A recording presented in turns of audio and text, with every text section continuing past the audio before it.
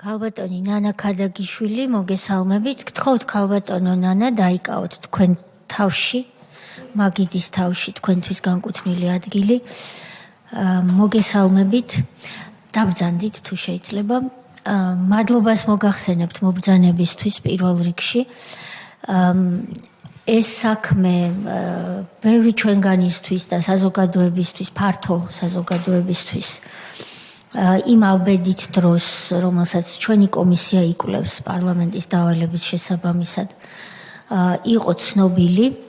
ჩვენი კომისიის მუშაობის კვალდაკვალ ირკვევა, რომ თურმე რაღაცეები იმ საზოგადოებას, ვინც ვიცოდით, შეიძლება აღარ ახსოვდეს ფაქტები და შეხსენება ყოველთვის მნიშვნელოვანია უკეთესი მომავლის მშენებლობისთვის და ფაქტია, რომ ახალგაზრდებს, რომლებიც იმ დროს, როცა თქვენს ოჯახს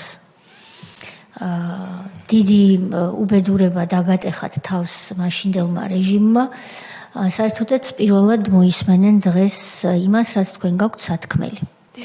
თქვენი საქმე ასევე ადამიანის უფლებათა ევროპულ სასამართლოში იყო. მე პირადად მახსოვს მრავალი ტომი საქმისა. შესაბამისად, ამით იმის თქვას ვცდილობ, რომ ეს არის ერთის მხრივ ცნობილი, მაშინ ცნობილი უხეში დარღვევების შესახებ საქმე, მაგრამ ასევე მოცულობითი.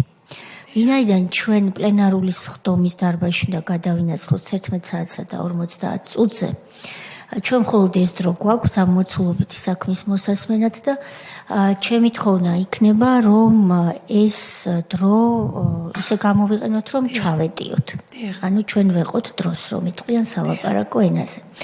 სანამ თქვენ საუბარს შეუდგებით, მე გაგაფრთხილებთ, ასეთია პროცედურა, თქვენ წინ გიდევთ დოკუმენტი, რომელსაც გაეცანით სამდივნოსთან ერთად. ეს არის გაფრთხილება იმასთან დაკავშირებით, რომ კითხვებზე უარი ან კიდევ პასუხისთვის თავის არიდება, ან განზრახ ცრუ ახსნა განმარტების მოცემა ისჯება სისხლის სამართლის წესით და ამის დასტურად გთხოვთ მოაწეროთ ხელით დოკუმენტს და შეუდგეთ მუშაობას. მადლობა. ქალბატონო ნანა, თქვენ გამოიყენეთ 20-25 წუთი და ქრონოლოგიურად მე ვიცი, პირადად დღეს ჩვენ ასე პირველად საუბრობთ, მაგრამ სტრასბურგის სასამართლოდან ცნობილია ჩემთვის ამ საქმის შესახებ და ვიცი, რომ ძალიან ბევრი რამ გაქვთ მოსაყოლი. იმიტომ რომ დღეერთი იყო და კასკადი ხდებოდა თქვენ საქმეში უბედურებების. ამიტომ ქრონოლოგიურად და მხოლოდ მნიშვნელოვანი ფაქტები შესახებ გვიამბეთ და შემდეგ დავსვავთ შეკითხვებს. გთხოვთ.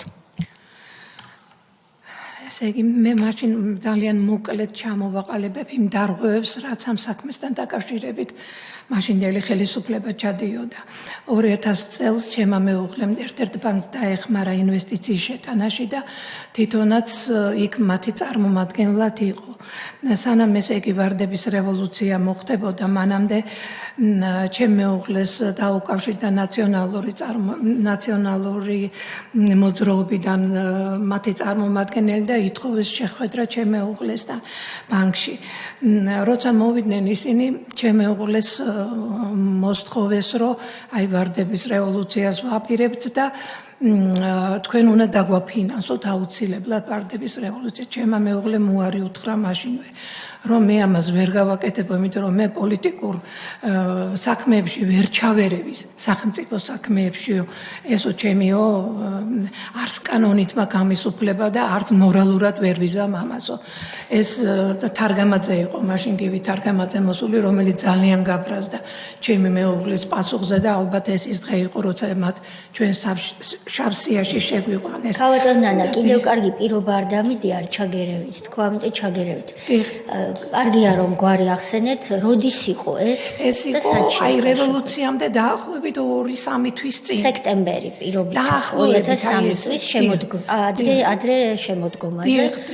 უკვე ვაპირებთო რევოლუციას. ხო, ნუ მალე მოხდა რევოლუცია ძალიან. მაგრამ მან იცოდა წინასწარ რომ რევოლუცია, სიტყვა რევოლუცია დაუმალია მას შემეუღლესთან, იმიტომ რომ სანამ შემოვიდა მანამდე რაღაცა ლაპარაკიც ჰქონდა საუბარი. სად შედგა ეს შეხვედრა? გამაბანკის შენობაში შედგა. ჩვენთან და სიტყვა რევოლუცია იყო გამოყენებული ბატონი გივით არგამაძის მიერ, რომ ამას ვაპირებთ. დიახ, ვაპირებთ და თქვენ უნდა დაგვაფინანსოთ. მადლობა.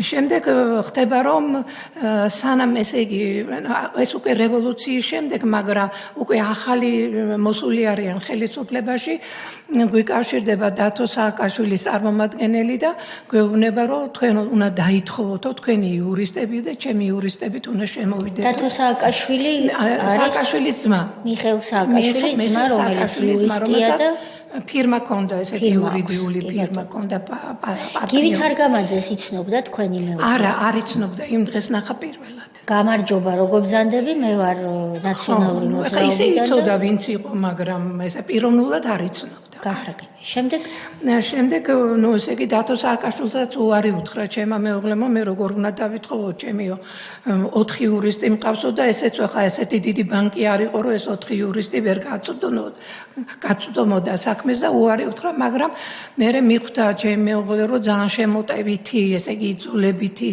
ქმედებები იყო, ასე ვთქვათ, რომ არ არეშვებოდნენ და ნუ ბოლო-ბოლო შემოვიდნენ მაინც. ქალბატონო ნანა, თქვენი მეუღლის გვარი და სახელი და თანამდებობა. ქადაგიშვილი, რომელიც უცხოელი ინვესტორების წარმომადგენელი. ბანკში მისი თანამდებობა რა იყო? თანამდებობა არ ქონდა მას, მან პარალელურად მე აქციებით შეიძინა ჩემმა მეუღლემ და ბოლოს როცა პროკურატურა შემოვიდა იმ დროს პროკურატურამდე არა, გივით არგამაძე როცა მივიდა. დიახ, მაშინ არა, მაშინ წილი არც ქონდა ბანკში. ახალი შემოსულები იყვნენ. ხო. და აბა რომელი ბიზნესის ხარჯზე დაგვაფინანსეო რევოლუცია? უცხოელების ხარჯზე იწევს. უცხოელების ხარჯზე დაგვაფინანსეო. უცხოელების ხარჯზე. რომელიც შემოყავს შენ ინვესტორებიო, მათი ფული ჩვენს რევოლუციას მოახმარეო? დიახ. და გამა ბანკში წილები როდის შეიძინა თქვენმა მეუღლემ? ისი რა, თანდათან ერთიანად ასე არ შეუძენია, თანდათან 2003-2004 წლებში? დაახლოებით ხო. და გამა ბანკში შემოვიდა დავით სააკაშვილი და ყველა იურიდიული სამსახურის საქმეები მან აიღო ხელში. რისი საქმეები ბოდიში? აი, სასამართლო საქმეები, სასამართლო საქმე და ანუ ეს არ არის გაუწევი. რაოდენობის წილი ქონდა თქვენ ოჯახს ამ ბანკში? ბოლოს ქონდა 33, ბოლოს, მაგრამ თავიდან ესე ნელ-ნელა შემოქონდა თანხა. მაქსიმუმი იყო 33. ბოლოს რო აი პროკურატურა შეგაწყვეტინა. შემდეგ ეს რა ქვია, ნუ ესე იგი პირველი სასამართლო პროცესი, რომელიც მათ აიღეს და სასამართლოში წაიღეს, წააგეს. მაგრამ ისეთი საქმე წააგეს, რომ ეხლა მე ამას აღარ გავაბრძო, რომ ჩემი მეუღლე ძალიან გაბრაზდა და პირდაპირ მითხრა, რომ ესენი კაი საქმისთვის არ არიან შემოსულებიო. როგორ შეიძლება ეხლა ამ საქმის წაღება თუ მათ სპეციალურად არ გააკეთესო ესო. ისედაც გრძნობ, რომ ეგენი კაი საქმისთვის არ არიან შემოსულებიო და მართლაც პროკურატურა მერე შემოვიდა, ესე იგი 2004 წლის 20 ივლისს, ამ დროს უკვე ესენი ჩვენ ბანკში არიან იურიდიულ სამსახურს ეგენია წარმოებენ, მაგრამ ჩვენს არც დაცვა, არც შემდეგი სასამართლო პროცესები თუ იყო ჩვენი პატიმრობის პერიოდში, მათ არაფერი მე არ გაუკეთებია. ვინ იყვნენ იურისტები? თვითონ დავით სააკაშვილი? პატეიშვილი იყო და მისი ესე იგი უახლოესი მეგობარი იყო დათო სააკაშვილის და მეორე იყო გიორგი სალუკოვაძე, მე მგონი თუ გვარი სწორად მახსოვს, მე მოსამართლედ დანიშნეს ეგედა ლევან პატეიშვილი ეკონომიკის მინისტრის მოადგილე იყო მე. სააკაშვილის დროს? სააკაშვილის დროს მე დამსახურებულად დააწინაურეს ეგენი საქმესთან დაკავშირებით.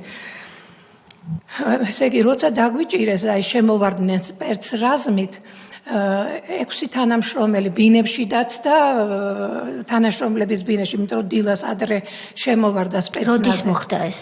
ეს მოხდა 2004 წლის 20 ივლისს და ჩემ ბინაშიდაც, რა თქმა უნდა, სპეცნაზით შემოვიდნენ. მთელი корпуსი შემორტყმული იყო, გეგონება ჯარი იდგა, გეგონება მართლა ტერორისტები ვიყავით და რაღაცა ისეთი, ნუ საოცარი ამბავი ხდებოდა. თქვენ იმ დროს რამდენი წლის ბრძანდებოდით ქალბატონო? მე ვიყავი ალბათ 52 წლის ალბათ დაახლოებით. ყავდათ შვილებიც სახლში, როცა ეს მოხდა? სრულყოფილი შვილები. აი ეს დაპატიმრების მომენტი რო აღვიწეროთ. დიახ, ესე იგი რომ შემოვიდნენ, დაგხვსეს ესე იგი ჩვენს მის ოთახში და მაგიდისგან ადგომის უფლება ჩვენ არ გქონდა. მაგრამ მოხდა ისე მერე რომ ესე იგი ტელეფონები ჩამოგვართვეს და ქალაქის ტელეფონმა დარეკა და ძალიან ჩემთან ახლოს იყო ეს ტელეფონი და უცებ დაცე ხელი და ავიღე ხვდებოდი რომ გიორგი რეკავდა ჩემი უმცროსი ვაჟი რომელიც თბილისში არ იყო ეთყობა ნუ პრესით ტელევიზიით გაიგო რომ ესეთი ამბავია ბანკში შემოვარდნენ და მირეკავს რომ დედაო ეხლა მე მოვდივარო და არ გაბედო მეთქი მე უთხარი არ ჩამოხვიდე თბილისში არ ჩამოხვიდე მეთქი მე თვითონ შეგატყობინებ თუ მექნება საშუალება ყველაფერს მეთქი და გიორგი ესე გადაურჩა და ესე გახდა ძებნილი 8 წელი და 6 თვე იყო ძებნილი მერე პარლამენტმა ქართული ოცნების დროს პოლიტდევნიული სტატუსი მიანიჭა მას ესე იგი იმ დღეს ნუ ესე იგი ყველაფერი რაც სახში იყო დოკუმენტები ყველაფერი ამოიღეს და ნუ განძრების საშუალება და ეს უფლება ნამდვილად არ აქვს. ნუ იქ იყო კიდე ბევრი საკითხები, ახლა ეს საკითხები ისეთია, რომ თავარ საქმეზე არ გადავიდე ის ჯობია. ესე იგი, იმავე დღეს ჩვენ გვითხრეს, რომ თქვენ წაგვიყენეს ბრალი 174 მუხლით ფულის გათეთრებით, რაც გაოცებული ვიყავით, რომ რა ფულის გათეთრებაზე იყო საუბარი, ნამდვილად არ ვიცოდით.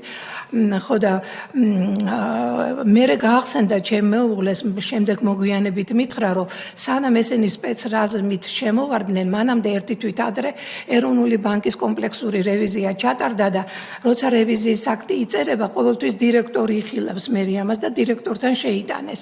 ქალბატონი იყო დირექტორი და ცოტა ხნის შემდეგ ეს ქალბატონი შემოდის ჩემ მეუღლეს ეუბნება, რომ მე არ მომწონსო ამათმა ისეთი რამე დაწერესო და რა დაწერესო და აი დაწერესო, რომ საწესდებო კაპიტალში შემოსული უცხოელების თანხა $1,200,000 მერე რო კრედიტებში გაიცაო ესო ფულის გათეთრების ის ჩანსო რა ამაშიო. ხო და დაიბარა ეს რევიზორი ამირანმა და ეკითხება რომ რატო დაწერეო ესეთი რამეო და ნუ დიდხანს იყო კამათი ეს უნდა ამოიღო ჩემი მეუღლემ ეს არასწორია მოდი გავიაროთ კიდე სათხედავთ აქ დანაშაულს რაღაცას და ჩემი მეუღლე ცოტა ემოციური კაციც იყო და ნუ გიждდებოდა რაც დაინახა რაღაც სისულელე ეწერა იქა და ამ ბიჭმა ვეღარ გაუძლო ეთყობა ამ ემოციებს ჩემი მეუღლის და იმას და რა ვქნაო ბატონო ამირანო დავალებული მაქვს რომ აღმოვაჩინო რაღაც ისეთი რაც მონიტორინგის სამსახურს უნდა გადავწევ და მე ამასო ვაკეთებო რა გავაკეთო მეტიო და გახსოვთ რევიზორის გვარი და სახელი კი მახსოვს სახელი არ მახსოვს მაგრამ სვანიძე იყო ეროვნული ბანკის რევიზორი იყო კი ბატონო სვანიძე და ის სახელს ვეღარ ვიხსენებ სრულყოფილად. ხო და ნუ ჩემი მეუღლე მიმწუჩი აკრიფა ტელეფონი და ვიცე-პრეზიდენტს დაურეკა ეროვნული ბანკის და უთხრა ვახტანგიშვილი იყო ესეთი რომ რეებს აკეთებდო თქვენო რა ფულის გათეთრებაო რა ისაო რატო აძლევთო ესეთ დავალებასო და ნუ იქაც უსიამოვნო ლაპარაკი წავიდა და დაუკიდა ჩემმა მეუღლემ თურმე და ესე იგი ამის შემდეგ ხდება რა ეს ეროვნული ბანკის რევიზორებმა რაც დასკვნა დაწერეს ის გადაუგზავნეს მონიტორინგის სამსახურს რომელიც ახალი შექმნილი იყო ეროვნულ ბანკში და მონიტორინგის სამსახურს უკანონო შემოსავლის ლეგალიზაციის საფუძველზე იქნებოდა ეს განყოფილება და მას არ ქონდა უფლება რომ პროკურატურისთვის გადაეცა ეს მასალები, იმიტომ რომ უკანონო შემოსავლის ლეგალიზაციის კანონი ითვალისწინებს, რომ ჯერ უნდა მან დაადგინოს ნამდვილად თუ არა ეს ფული, ასე ვთქვათ, გათეთრების ნიშნ თუნდაც ვარაუდი რო იყოს, ეს მაინც უნდა შეესწავლა და თავარი ის იყო, რომ წერილები, რომელიც მან დაწერა საზღვარგარეთის ყველა ქვეყანაში, სადაც კორშოტები ქონდა გამა ბანკს, ამ წერილების პასუხს უნდა დალოდებოდა, მაგრამ მოხდა მერე შევიტყვეთ ჩვენ, რომ ეს პასუხები ზოგი მოსული იყო და ამ წერილებში არსად არ იყო აღნიშნული, რომ არც გამა ბანკი და არც ქადაგიშვილების გვარი 4-ვე ჩვენი ოჯახის წევრი, არსად არ ფიგურებდით უფრო მეტი ერთ-ერთი იმიდან ეხა მე ვერ ვიხსენებ ერთ-ერთი სახელმწიფოდან მოვიდა რომ ესენიო პრედიკატულ დანაშაულში შემჩნეული არ არისო ასეთივე პასუხი იყო ამერიკის შეერთებული შტატების სახაზინო დეპარტამენტიდან პრაქტიკულად ფულის აწესებო ამერიკიდან იყო შემოსული და ხედავდნენ რომ იქ არაფერი არ ეწერა მტკიცებულებად რომელიც გამოადგებოდა თან და საერთოდ რამე ჩვენს მიმართ არაფერი არ ეწერა და ამიტომ ეს დოკუმენტები გადამალეს მათ და საქმიდან ამოიღეს.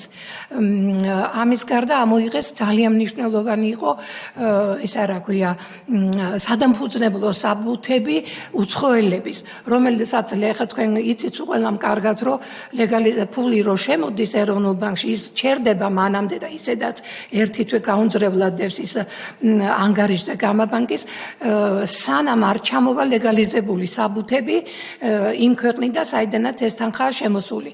ესე იგი ამ საბუთებს გავლილი ჰქონდა საელჩო საქართველოს საკონსულოსი და შემდეგ ამ საბუთებს ხელს აწერდა ანუ ამათი დამფუძნებელი ფირმების საბუთებს ხელს აწერდა კოლინ პაუერის სახელმწიფო მდივანი ამერიკის შეერთებული შტატების. ანუ აქ ცალსახად გათეთრების ის იყო აბსურდი სრულიად, ამიტომ ეს საქმეები ეს ყველა მტკიცებულებები მათ ვერ მოახერხეს იყო საბუთები რომელსაც ანადგურებდნენ, მაგრამ ამ საბუთების განადგურება ვერ შეძლეს, მაინც შეეშინდათ და გადამალეს ესა და როცა განაჩენი გამოვიდა და მოსამართლე წერდა რომ მე დავეყრდენი მტკიცებულებას ამერიკის შეერთებული შტატების სახაზინო დეპარტამენტიდან, ჩემი მეუღლემ რო წაიკითხა და მე კი წავიკითხე მაგრამ ვერ მივხვდით, მაშინ არ მესმოდა ამ საქმის არაფერი და ადვოკატმა და ჩემმა მეუღლემ სააპელაციაში უკვე დააყენეს შუამდგომლობა, რომ აქო წერიაო განაჩენში, რომ დაეყრდნენ ამერიკის შეერთებული სახაზინო დეპარტამენტიდან მიღებულ ინფორმაციას მტკიცებულებებს, რომ ესე იგი ფულის გათეთრებას ნამდვილად ჰქონდა ადგილი და ჩემმა მეუღლემ უთხრა მე ასე დოკუმენტსო არ ვიცნობო საქმეში არ დებსო. მაშინო მაჩვენეთო ეს დოკუმენტიო და მაშინ პროკურორი იყო თამარ ალანია წამოხდა და ყვიროდა რომ არაო ეს დოკუმენტებიო კონფიდენციალურიაო და არ შეიძლებაო რომ ეს თქვენო ისაქნათო რა ქვია.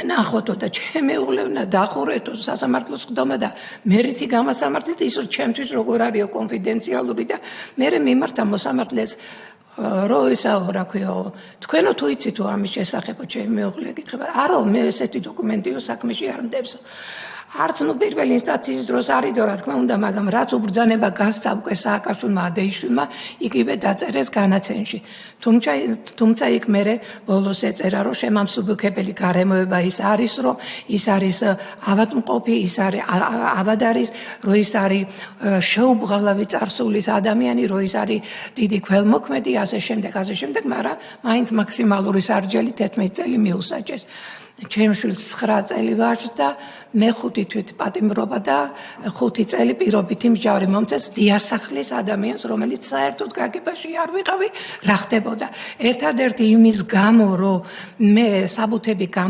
გადმოვიტანე საზღვარგარეთიდან პირველადი დოკუმენტები ბანკიდან და ეს გავაკეთე იმიტომ რომ დაახლოებით მე-4 თუ მე-5 დღე იყო ბრიფინგი გამართა ადეიშვილის მოადგილემ კახა კობერიძემ და ბრძანა რომ ამცნო ესეთი რამ საზოგადოებას რომ აი ჩვენო რამოდენიმე დღეშიო გახსენითო ფულის გათეთრებისო საქმეო 10 მილიარდიო გაათეთრა ევრო იმანო რა ქვია ამირან ქადაგიშვილმაო მე შევედი მე მაშინ დაპატიმრებული არ ვიყავი ჯერ და შევედი ჩემ მეუღლესთან და ვეუბნები რომ ამირან რა ფულის გათეთრებაზე ამბობენ და მითხრა რომ მეც კი არ ვიცი რაზე ამბობენო სიმართლე გითხრაო და შენო აუცილებლად აიღე ბანკში ეს საბუთიო და ამისი პირველადი დოკუმენტებიო გადმოქაჩეო იქიდან სადაც არისო ეს ოპერაცია ჩატარებულიო და ადვოკატმა ეს ყველაფერი რო გააკეთა ეს მიუტანე მე პროკურორებს და უთხარი რომ შეგეშალათ მეთქი მეუთხარი თანხა ვერ წაიკითხეთ სწორად და ეს ჩემი ბრალი არ არისო თქვენ ციფრს ვერ გითხულობთ 10 მილიარდი კი არ იყო იქ იყო 10 მილიონი ევროს კონვერტაცია საზღვარგარეთ გაკეთებული რაც არანაირ დანაშაულს არ წარმოადგენდა და ეს დოკუმენტები რომ მე გადმოვიტანე საზღვარგარეთიდან და მე მუხრენ და მითხრენ რომ შენ თუ არ გაჩერდები შენც მოგიწევს წმინდა გემუქრათ პროკურორები დამემუქრენ შესაბამისად თქვენ როდესაც ცდილობდით თქვენი და თქვენი ოჯახის წევრების სიმართლის დაცვას და მტკიცებულებების მომარაგებას რაც არის ნებისმიერი მხარის კონსტიტუციური უფლება ეს ამის გამო თქვენს მოხვდით ამ სისხლის სამართლის საქმეში კი, როგორ არა, ფანოზიშვილი და თამარ ალანია იყო საქმეზე და ამათი ხელმძღვანელი იყო ვაჟა ჯანყარაშვილი, მე იყო ეროვნული ბანკის მაგათივე ნაციონალების დროს ჩვენი საქმე რო დამთავრდა, მე ეს დეპარტამენტი საერთოდ დახურეს და შეუერთეს პროკურატურას, გენპროკურატურას. მანამდე ქალბატონო ნანა, დაკავების მომენტს რო დაუბრუნდეთ, რაც არ უნდა მტკივნეული იყოს. თქვენ როდესაც ქალაქის ტელეფონზე მეორე ვაჟს შეატყობინეთ არ ჩამოხვიდეო, აიქ გავჩერდით. მერე რა მოხდა? მერე მოხდა ის, რომ საღამოს გადაიყვანეს, თელი დღე სახლში ყავდათ ესე და ნუ ყველაფერი ხო სეიფს ეძებდნენ. ვინ ყავდათ სახლში? მე და ჩემი მეუღლე ვიყავით. სახლში ყავდით? ხო, მეტი, ნუ დედა ჩემი ავანტყოფი დედა იყო კიდე სახლში მე. არ გიშვებდნენ სახლიდან? ხო, არა, რა და საღამოს გადაგიყვანეს ორივე? ხო, მე ვთხოვე რომ ჩემი მეგობარს დაურეკავ, მეთქი რომ მოვიდეს დედა ჩემთან იყოს, რომ ნერვიულობდა ხანკიო და უკვე ღრმად მოღუცი ქალი იყო, ძალიან მძიმე ავანტყოფი იყო და ნუ რაღაცები დაემართა ამ ქაშიშზე და აქედან გამომდინარე, ნუ შემოუშვეს ჩემი მეუღლეს, ისა ჩემი მეგობარი სხვა დაუშვეს და დედა ჩემის ოთახში იჯდა ბოლომდე ისა იქიდან არ გამოსულა. ესე იგი ჩხრეკა რო დამთავრდა, ამის შემდეგ წაიყვანეს მოდულის შენობაში 3 დღე იქ იყვნენ.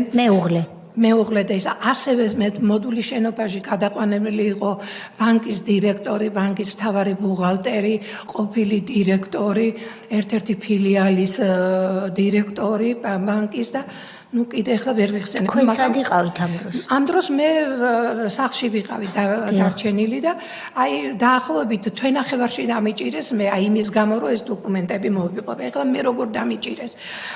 ჩამოსულები იყვნენ უცხოელები და ითხოვდნენ ბანკში შესვლას. წესით და კანონით მათ ეკუთვნოდათ რომ ბანკში შესვლა. რატო ეკუთვნოდათ? ვინ იყვნენ ისინი?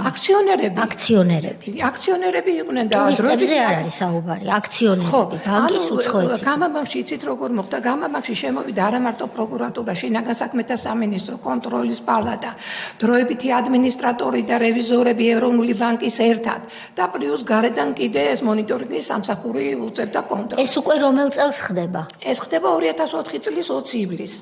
თქვენი მეუღლე ამ დროს უკვე დაკავებულია? უკვე დაკავებულია, ხო და ეს რა ქვია, ესენი მაშვებიან რა უცხოელებთან ვართ, უცხოელები ითხოვენ შესვლას. ნუ შესვლაზე და დამირეკეს მე და მითხრეს რომ მე მათ არ ვიცნობდი სხვათა შორის და რომ მითხრეს სადმეო შევხვდეთო და შევხვდით რომელ სასტუმროშიც იყვნენ, მარიოტის სასტუმროში იყვნენ. რა ეროვნების ხალხი იყო თუ საიდუმლოა? ისა რა ქვია, ებრაელები იყვნენ ისინი. ამერიკელები იყვნენ. ამერიკელები, ებრაული წარმოშობის აქციონერები.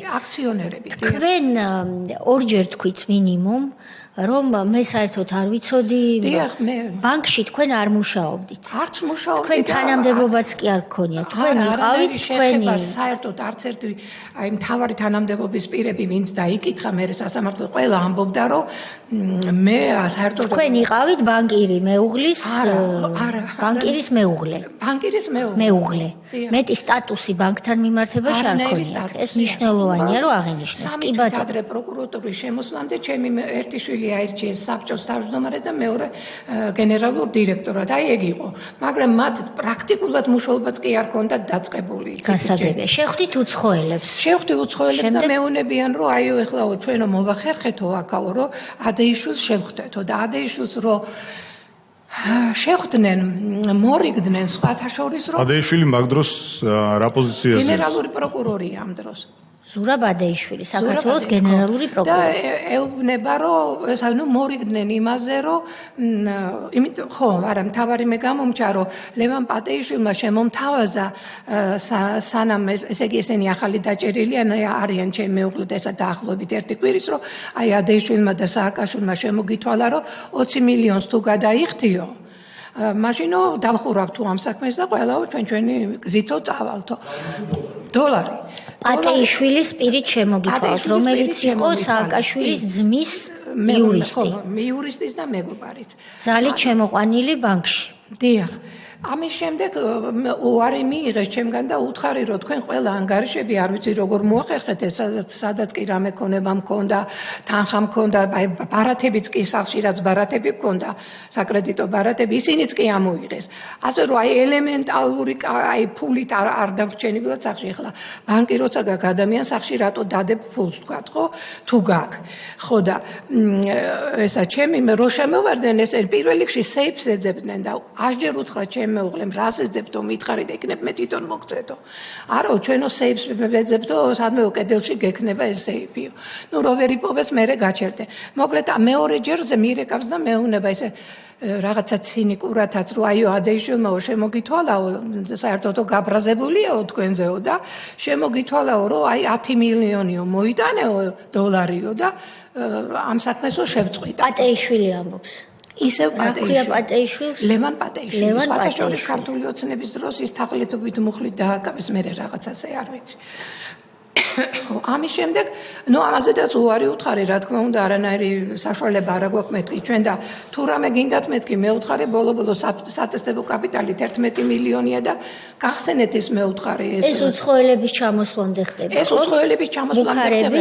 ხო, და აი როცა ეს უცხოელები შევიდნენ, იქ უკვე მე ეს ნათქვამი მქონდა, რომ ადეიშვილმა ესეთი რამე, ნუ ეს მოუყევი რაც ხდებოდა რა, ყველაფერი მოუყევი მათ საქმის კურსში. შეხვდნენ შეხვდნენ ადეიშვილს უცხოელები და რო გამოვიდნენ ძალიან გახარებულებმა დამირეკეს რომ მოვილაპარაკეთო. მე იმ წუთშივე გავიქეცი სასტუმროში და მეუნებიან 2.200.000 მემათო პროკურატურის ფონდში უნდა ჩაუღიწყო და შემდეგ ბანკი რო გაიხსნება ყოველდღე $50,000 უნდა მივცეთო. ყოველდღე? ყოველ თვე. ყოველ თვე $50,000 ფულადით უნდა გადავიხადო. ამის შემდეგ მირეკავენ ესე იგი ეროვნული ბანკიდან ზედახედველობის სამმართველოს უფროსი მირეკავს და მეუბნება რომ ნანაო სასწრაფოდ მოდიო. მე მას არ ვიცნობდი, მე გავიცანი, მივედი და მეუბნება რომ გავიგეო რომ უცხოელები არიან ჩამოსულიო და ძალიან გთხოვო რა. ეხლავეო სასტრაფოდ მიდიო და სასტრაფოდ გაფრინდნენ ეგენიო. რატომ მეთქი ვეუბნები და მაგათი დაჭერას აპირებსო ადეიშვილიო ბრძანება უკვე დაწერილი აქვს. აი მე მეთქი რას ამბობ მოილაპარაკეს მეთქი 2.200.000 აძლევენ ეს ადამიანები და ზღაპარია ყველაფერი ისინიო შეიყოლიესო იცოდეო არავით არისო. თქვენს გესაუბრებოდათ ქალბატონო სახელი მაგისი? ისა რა ქვია ეხლა ვეკეთვით კიკორია. ზედამხედველობის სამმართველოს უფროსი იყო და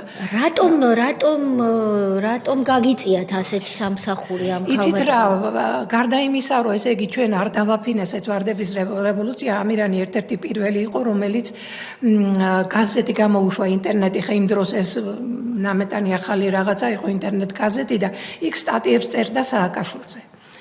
თქვენი მეუღლე? ხო, ჩემი. ხარ გაქვთ ეს სტატიები შენახული? აი, ამოღებულია ყველაფერი პროკურატურის მიერ. სახშირად გაზეთები გვეწყო და კომპიუტერები რაც იყო და ამ კომპიუტერში იყო ყველაფერი ეს მასალები, ეს ყველაფერი ამოღებულია. რა იწერა ამ სტატიებში და შემდეგ რჩევებს აძლევდა, სხვათა შორის არა კრიტიკებდა, რჩევებს აძლევდა, რომ აი კონსტიტუციაზე ცვლილება რო შეგაგეს არ არის სწორი, ეს უკან ცუდად დაგიბრუნდება. კიდე ნუ ბევრი რაღაცებს უწერდა. ეს როდესაც სააკაშვილი იყო იუსტიციის მინისტრი იმ დროიდან? იმ დროიდანაც და მე პრეზიდენტიც რო გახდა მაშინ ხო, აი ცვლილება რო შეიტანა 2004 წელს. აი მაშინ ამირანმა სტატია დაუწერა და ურჩია რომ ეს გააუქმეო, ეგო უკანონობაა ძალიან დიდიო. ნუ მოკლედ, ესე იგი რომ შევაჯამოთ, თქვენი მეუღლე, რომელიც როგორც ხვდები გარდაცვლილია. დიახ. თქვენმა მეუღლემ არამც თუ გივით არგამაძე გაისტუმრა უარით რომ რევოლუციის დაფინანსებაზე უარს გეუბნებიო, შემდეგ უარი უთხრა რომ მიხეილ სააკაშვილის ძმა შემოეყვანა კერძო კომპანიაში ხაზი უნდა გაუსვათ თავის ბიზნესში იძულებით იურისტად. ასევე დაიწყო ინტერნეტ გაზეთის გამოცემა და რჩევების მიცემა დაუწყო სააკაშვილს. როგორ გაბედა ეს? როგორ გაბედა, ესე იგი თქვენს მეუღლეს ჩაუდენია ისეთი რაღაცეები, რომ სააკაშვილი ამას ვერ შეიწყნარებდა და შეეგუებოდა რა თქმა უნდა და კიდე ერთი მნიშვნელოვანი რამე იყო თავის დროზე ჩემი მეუღლეს ბირჟა ჰქონდა დაარსებული, სავალუტო ბირჟაც ჰქონდა და ძალიან კარგად ერკვევოდა ლარის კურსზე და უფრო მეტიც მის მიერ არის პირველი ქართული ფული დაბეჭდილი და ყველა ხარჯები გაწეული და ისა რა ქვია დებდა გრაფიკებს ყოველდღიურად აი ეროვნული ბანკში როცა ვიცე-პრემიერი იყო ჩემო მეუღლე იმისი რა ქვია შევარდნაძის ხელისუფლების დროს ფინანსებისა და ეკონომიკის დარგში მან შექმნა მაშინ ბანკთა შორის ბირჟა და ამ დროს თავისი ბირჟა სავალუტო დახურა და თქვა რომ მე ახლა ამ ბირჟას ვერ ვამუშავებ და ამიტომ რომ შეიძლება ხელი შეეშალოს ორი ბირჟის არსებობას ქვეყანაში და ეს თავისი დახურა და ამ ბირჟის განვითარებას დაუწყო და როცა სააკაშვილი მოვიდა ძალიან ცუდი კურსები იყო რაღაცა და ამირანი ყოველდღე დებდა რეალურ კურსს რაც იყო ლარის და ამაზე ერთხელ ვიღაცამ დაურეკა და უთხრა მე ვეღარ ვიხსენებ ამას რომ ამას ნუაკეთებო შეწყვეტე. საიდან დაურეკა? აი არ ვიცი არ მახსოვს ესა, იმიტომ რომ ვიხსენებ და ვეღარ გავიხსენებ. რევოლუციის მერე ხდება? ხო, რევოლუციის მერე უთხრეს რომ ამას რეალურად რევოლუციის მერე უკვე თქვენი მეუღლე იქამდე მივიდა რომ სააკაშვილს დაუწყო ხელშეშლა დიახ ფეხებში მოეკვნა მოდელირებული რეალობის საზოგადოებისთვის მიწოდების საქმეში.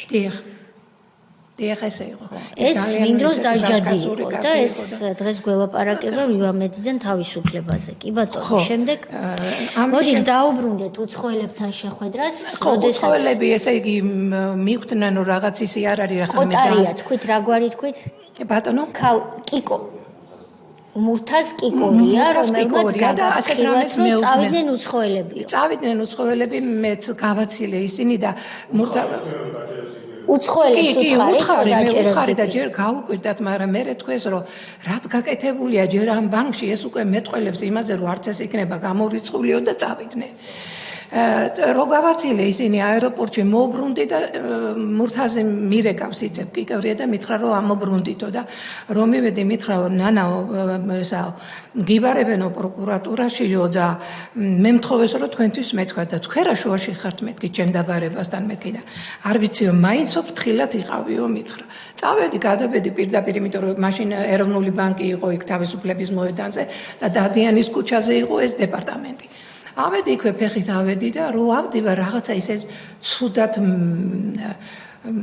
ვიგრძენი თავი რომ ვიფიქრე კაცო უცხოელებს თუ იჭერენ რატო არ შეიძლება რომ მე დიასახლისი დამიჭეროს და მოუბრუნდი ერთი პერიოდი და ვიფიქრე წავალსახში და როცა თვითონ დამირეკავენ მაშინ მივალ და მე ვიფიქრე რატო უნდა შემეშინდეს რა დამიშავებია მეთქი და ავედი ისე რო ავედი რო შევედი ფანოზიშვილი იყო იქ ვაჟა ფანოზიშვილი და დავჯექი და მეცითო ქალბატონო შეგაწუხეთო უნდა დაგკითხო და რასთან დაკავშირებით მეთქი ეს საქმესთან და მე თანამშრომელი არა ვარ და ჩემგან რა ინფორმაცია უნდა მიიღოთო არა თქვენო მითხრა გეცოდინებათო რაღაცა გამორიცხულია არ არისო რომ რაღაცა იცითო ხო და დამსვეს არა მეთქი მე არ მოგცემთ ჩვენებას და ადვოკატთან დამარეკინეთ მეთქი უთხარი არა ადვოკატი არ მოვალ თქვენ დაკითხვის დროსო მეც მაშინ მე მეთქი დუმილის უფლებას ვიტოვებ მეთქი მე უთხარი და რახან დუმილის უფლებას იტოვებ მაშინო და მოვიდნენ ბორკილები დამადეს და გადამიყვანეს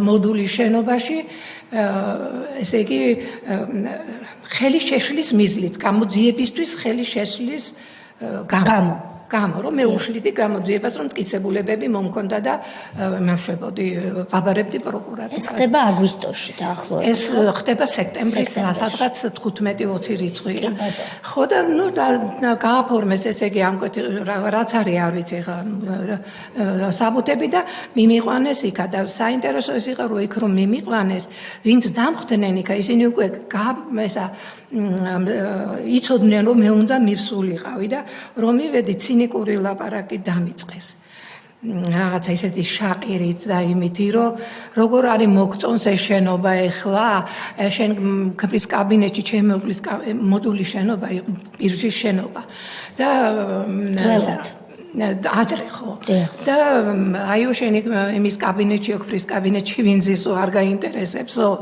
ხო და რაღაცა მასხრად მიგდებდნენ მე სადღაც ქვემოთ ჩამიყვანეს რამოდენიმე სართულით ქვემოთ და ისეთი საშინელი სიტუაცია იყო იქ ამ რაღაცა მწერები იკბინებოდნენ ზაფხული იყო რა ჯერ კიდევ ცხელოდა და 3 დღის შემდეგ გადამიყვანეს ორთაჭალის ციხეში აი იქ რო გადამიყვანეს უკვე შოქში ჩავარდე, ცუდად გავხდი, აი მუხლები მომეკვეცა, რომ შევედი და დავინახე რა ხდებოდა იმ კამერაში და როგორი სიტუაცია იყო, ცუდად გავხდი და ნუ როგორც იყო ჩამომსვეს იქ სადღაც და მიმწესეს ადგილი ფანჯარასთან. მინა არ იყო ამ ფანჯარას, მინა არ ქონდა და ესე იგი 5 თვე ვიყავი, აი თანდათან აცივდა ამ სიცივეში, ესე იგი გათბობა არა, ცხელი წყალი არა, დაბანი საშუალება არა, აი არაფერი აქვს. მინა ჩასვეს ამასობაში თუ მინა ჩასვა. არანაირი მინა. დადგა დეკემბრის თვე და მინა არ აქვს. არ არის. არც დეკემბერში, არც იანვარში, არც თებერვალში ეს პერიოდები იქ. რამდენი იყავით საკანში? 5 თვე ვიყავი. რამდენი ქალი იყავით საკანში? აი ჩვენ საკანში სხვათა შორის ნორმალურად იყო ეგ სიტუაცია, ოროლი ვიყავით რკინის საწოლებზე, მაგრამ ჩემი მეუღლესთან დაკავშირებით იმავეს ვერ ვიტყვი და ისინი როცა შეიყვანეს მოდულის შენობიდან გადაიყვანეს ორთაჭალის ციხეში დაახლოებით 25 ან 20 კვადრატული იქნებოდა ის ოთახი როგორც ამირანი მიხსნიდა და აჩიკო რომ ჯერ ამ ოთახში იდგა 6 საწოლი ორსართულიანი ამის გარდა ესე იგი იყო 80 კაცი და მორიგეობით იძინებდნენ 12 საწოლი იყო თუ სწორად 12 იწვა და დანარჩენი 68 ელოდებოდა როდის გაიღვიძებენ ისინი ვისაც ძინავს კი ბატონო დაიძინებდნენ მე უნდა გაგაღვიძებდნენ და სხვა უნდა იყო დანარჩენი დრო ფეხზე იდგნენ წარმოიდგინეთ 24 საათში 2 საათი. რამდენი კვადრატული იყო საკანი? აი დაახლოებით 25-20 25 კვადრატულ მეტრიან საკანში 80 კაცი იდგა ფეხზე, იყო 12 საწოლი. სიცხე, აი კატასტროფული სიცხე იყო 45 გრადუსი თუ რაღაცა და აი ვინმეს რო გული უწუხდებოდაო, კი ვერ ვარდებოდაო. აი გვერდზე მყოფი იჭერდაო, იმიტომ რომ სელიოტკებითო ვიყავითო, ესეო ჩაწყობილი და ერთმანეთზე მიკრულიო. ესე იგი 80 კაცი როგორ დაეტეოდა რა თანსაწოლები და ხო ესე იგი იქ ერთი თვე იყო თუ თვენახევარი არ ვიცი და ჩემი მეუღლე გულით ამანტყოფი იყო დიაბეტიკი იყო და ცუდად გამხდარა იქა და შეშინებიათ მე გადავუყანიათ რეზბალნიცაზე ორთაჭალის რეზბალნიცას გულისმობ ორთაჭალის რეზბალნიცა მე ისე მოხდა რომ აჩიკომაც ვერ გაუძლო იქ ყოფნას და ისიც გადაიყვანეს თქვენმა ვაჟმა ხო ჩემი უფროსი ვაჟი რომელიც გარდაცვლილია ხო და რო გადაიყვანეს იქა ნუ ცოტა ვითომ იმიტომ რომ აი ამდენი ხალხი არ იყო კამერაში ამ ხრივ კარგი იყო მაგრამ სხვა მხრივ მე აი ყოველთვის ვამბობდა სხვათა შორის იმ დროს მირცხულავაც იყო და მოლაშვილიც იყო მე მიყვანილი იმიტომ რომ ჩემები უფრო ადრე იყვნენ დაბატიმრებული ამაზე საშინელი ციხე რაც არსებობდა მე მგონი ქვეყანაში რეზბალნიცა იყო ყველაზე დიდი საშინელებები რაც ესე იგი სულხანი ამბობდა რომ აიო რა წამებას აკეთებდნენ იქ ადამიანებს აჩიკო ზუსტად ამას ყვებოდა რომ უკვე მალეო შიზოფრენია დამემართებაო იძახდა მე ამას მეც ვერ გაუძლებო ყვიროდა და რამდენი წლის იყო თქვენი შვილი 22-ის იყო რომ დაიჭირეს ხო როცა მოხდა ორთაჭალის ციხეში და შემდეგ სავადმყოფოში ორთაჭალაში ხო ესე იგი იქ მოხდა ესე რომ ესე იგი ციხის უფროსმა რა თქმა უნდა სხვა და სააკაშვილის დავალებაც იქნებოდა ეგ და მიუხედავად იმისა რომ სააკაშვილის უწრაბახობდა ქურდული სამყარო განადგურე საქართველოში აღარ არიანო სხვადასხვა ციხეებიდან გადმოიყვანა 7 ქურდული სამყაროს წარმომადგენელი შეიყვანა ჩემი მეუღლე და ჩემი შვილი მათ კამერაში და იმათმა დაუწყეს ნუ ჩხუბი ის რომ აი შენ 10 მილიარდი გაათეთრე თუმცა ეს 10 მილიარდი მე მოხსნა პროკურატურამ იმ აბსურდულობის გამო მაგრამ ეხლა ამ ქურდული სამყაროს ხაზ და საზოგადოებას რომელსაც ყურში ესმოდა რომ ჩვენ გავათეთრეთ 10 მილიარდი დღემდე ესე ესმით ქალბატონოდია რომ ჩვენ ვართ 10 მილიარდის ევროს გამთეთრებლები ეს რჩება ხოლმე ადამიანებს ყურში რაღაცა მკვეთრად ხოლმე და ამათმა უთხრეს რომ მოგიკლავთო აჩიკოსო თუ შენ ამ ფულს არ მოიტანო და გაიწიენ აჩიკოსთვის რომ რაღაცა დაეშავებინა და ჩემი მეუღლე რო გაქანდა და ეცა ამათ თურმე ვიღაცამ უკნიდან კინა ჩაარტყა თავში და გონება დაკარგა ჩემმა მეუღლემ სისხლი ფანტანივით მოდიოდა მე თვითონ ამათ შეეშინდათ ეთყობა რომ ისინი ამ ციხის პატიმრები არ იყვნენ სხვა ციხიდან გადმოყვანილები იყვნენ დროები და ეს ვერაფრით ხო ვერ მოხდებოდა ვერც სააკაშვილის ვერც ადეიშვილის და ბოლო ვერც ციხის უფროსის კილერას ესე იგი იმის გარდა ვიღაც კილერაში ვის გულისხმობთ რომ ახსნათ რა გვარი იყო მუხაძე იყო მაშინ ორთაჭალის ციხის ხელმძღვანელი ხო და ეს არა ქვია მე ეთყობა აი სამკურნალო დაწესებულების ორთაჭალის ციხეში და მე ნუ ეს რომ აი ამირან სასტრაფო დახმარების გაწევა დასჭირდა და გაკერვა დასჭირდა თავის რაღაცები სამკურნალო დაწესებულებას ხელმძღვანელობდა კილერა ნუ ეს არის სააკაშვილის ხო და აქედან გამომდინარე ნუ ესე იგი ესენიც გაჩერდნენ ცოტა ხან მაგრამ მე შემოუთვალეს საღამოს რომ თუ არ დარეკავს სახლშიო ჩვენ მოგიხერხებდო ამასო და ხვალ საღამოს ფულს არ მოიტანთო იცოდე აჩიკოს მოვკლავდო მირეკავს საღამოს ჩემი მეუღლე და მეუბნება რომ ნანო ესეთი მდგომარეობა არისო ხო და მოგცემ ტელეფონი ჩაიწერეო მითხრა და დარეკეო რა ჩემ მეგობართანო და საზღვარგარეთ და ისო გადმოაგზავნისო ფულსო რამდენ ფულზე იყო საუბარი რაოდენობა $30,000-ზე იყო ლაპარაკი $30,000 ჩარიცხეო თორე შვილს მოგიკლავთ ციხეშიო. ხო. ეს გითხრათ თქვენმა მეუღლემ, რომ ასე მემუქრებიანო. ესე მეუბნებიანო. ამ დროს ეს უნდა იყოს ალბათ ივლისი-აგვისტო, ხო? თქვენ ჯერ კიდევ თავისუფლებაზე ხართ. თუ რო გათავისუფლდით მე. მე თავისუფლებაზე ვარ, იმიტომ რომ სვანაირად მე ფულს ხო ვერ უშოვი. არა, დაჭერამდე იყო თუ თქვენი გათავისუფლდა. დაჭერამდე იყო. ნუ 2004 წლის ზაფხულია. მე ხანდახან სხვადასხვა იმერს ყვები ხოლმე. კი, ხო, არა უშავს. ანუ სანამ თქვენ დაგიჭერდნენ, ეს არ ხდება თქვენი გათავისუფლების მერე, კი ბატონო. ნუ იმ წუთშივე გადავრეკე, დაველაპარაკე ჩემი მეუღლის მეგობარზე, მითხრა, ნანა, არანაირი პრობლემა არ არის, ფულს გადმოგირიცხავ, უბრალოდ ეხლა შუაღამია, ხვალ როგორ მოვასწრებ გადმორიცხავს იმ დროს ესე იმავე დღეს არ ჯდებოდა საზღვარგარეთიდან. თანხა და როგორ გამოიტანა, როგორ იმას იზავ და კარგიო მოვიფიქრებ, დაგირეკავო, მითხრა და მე ღამე აღარ დაურეკი, ალბათ ან მოერიდან რაღაცა და დილას ადრე ზარია კარებზე მირეკავს ვიღაცა გავედი და ვიღაცა უცნობი მამაკაცია და მეუბნება ქალბატონო ნანა ესე შეფუთული აქ თან რაღაცა და ესო ბატონმა ბადრიმ გამოგიგზავნათო. ბადრი პატარკაცეშვილზე.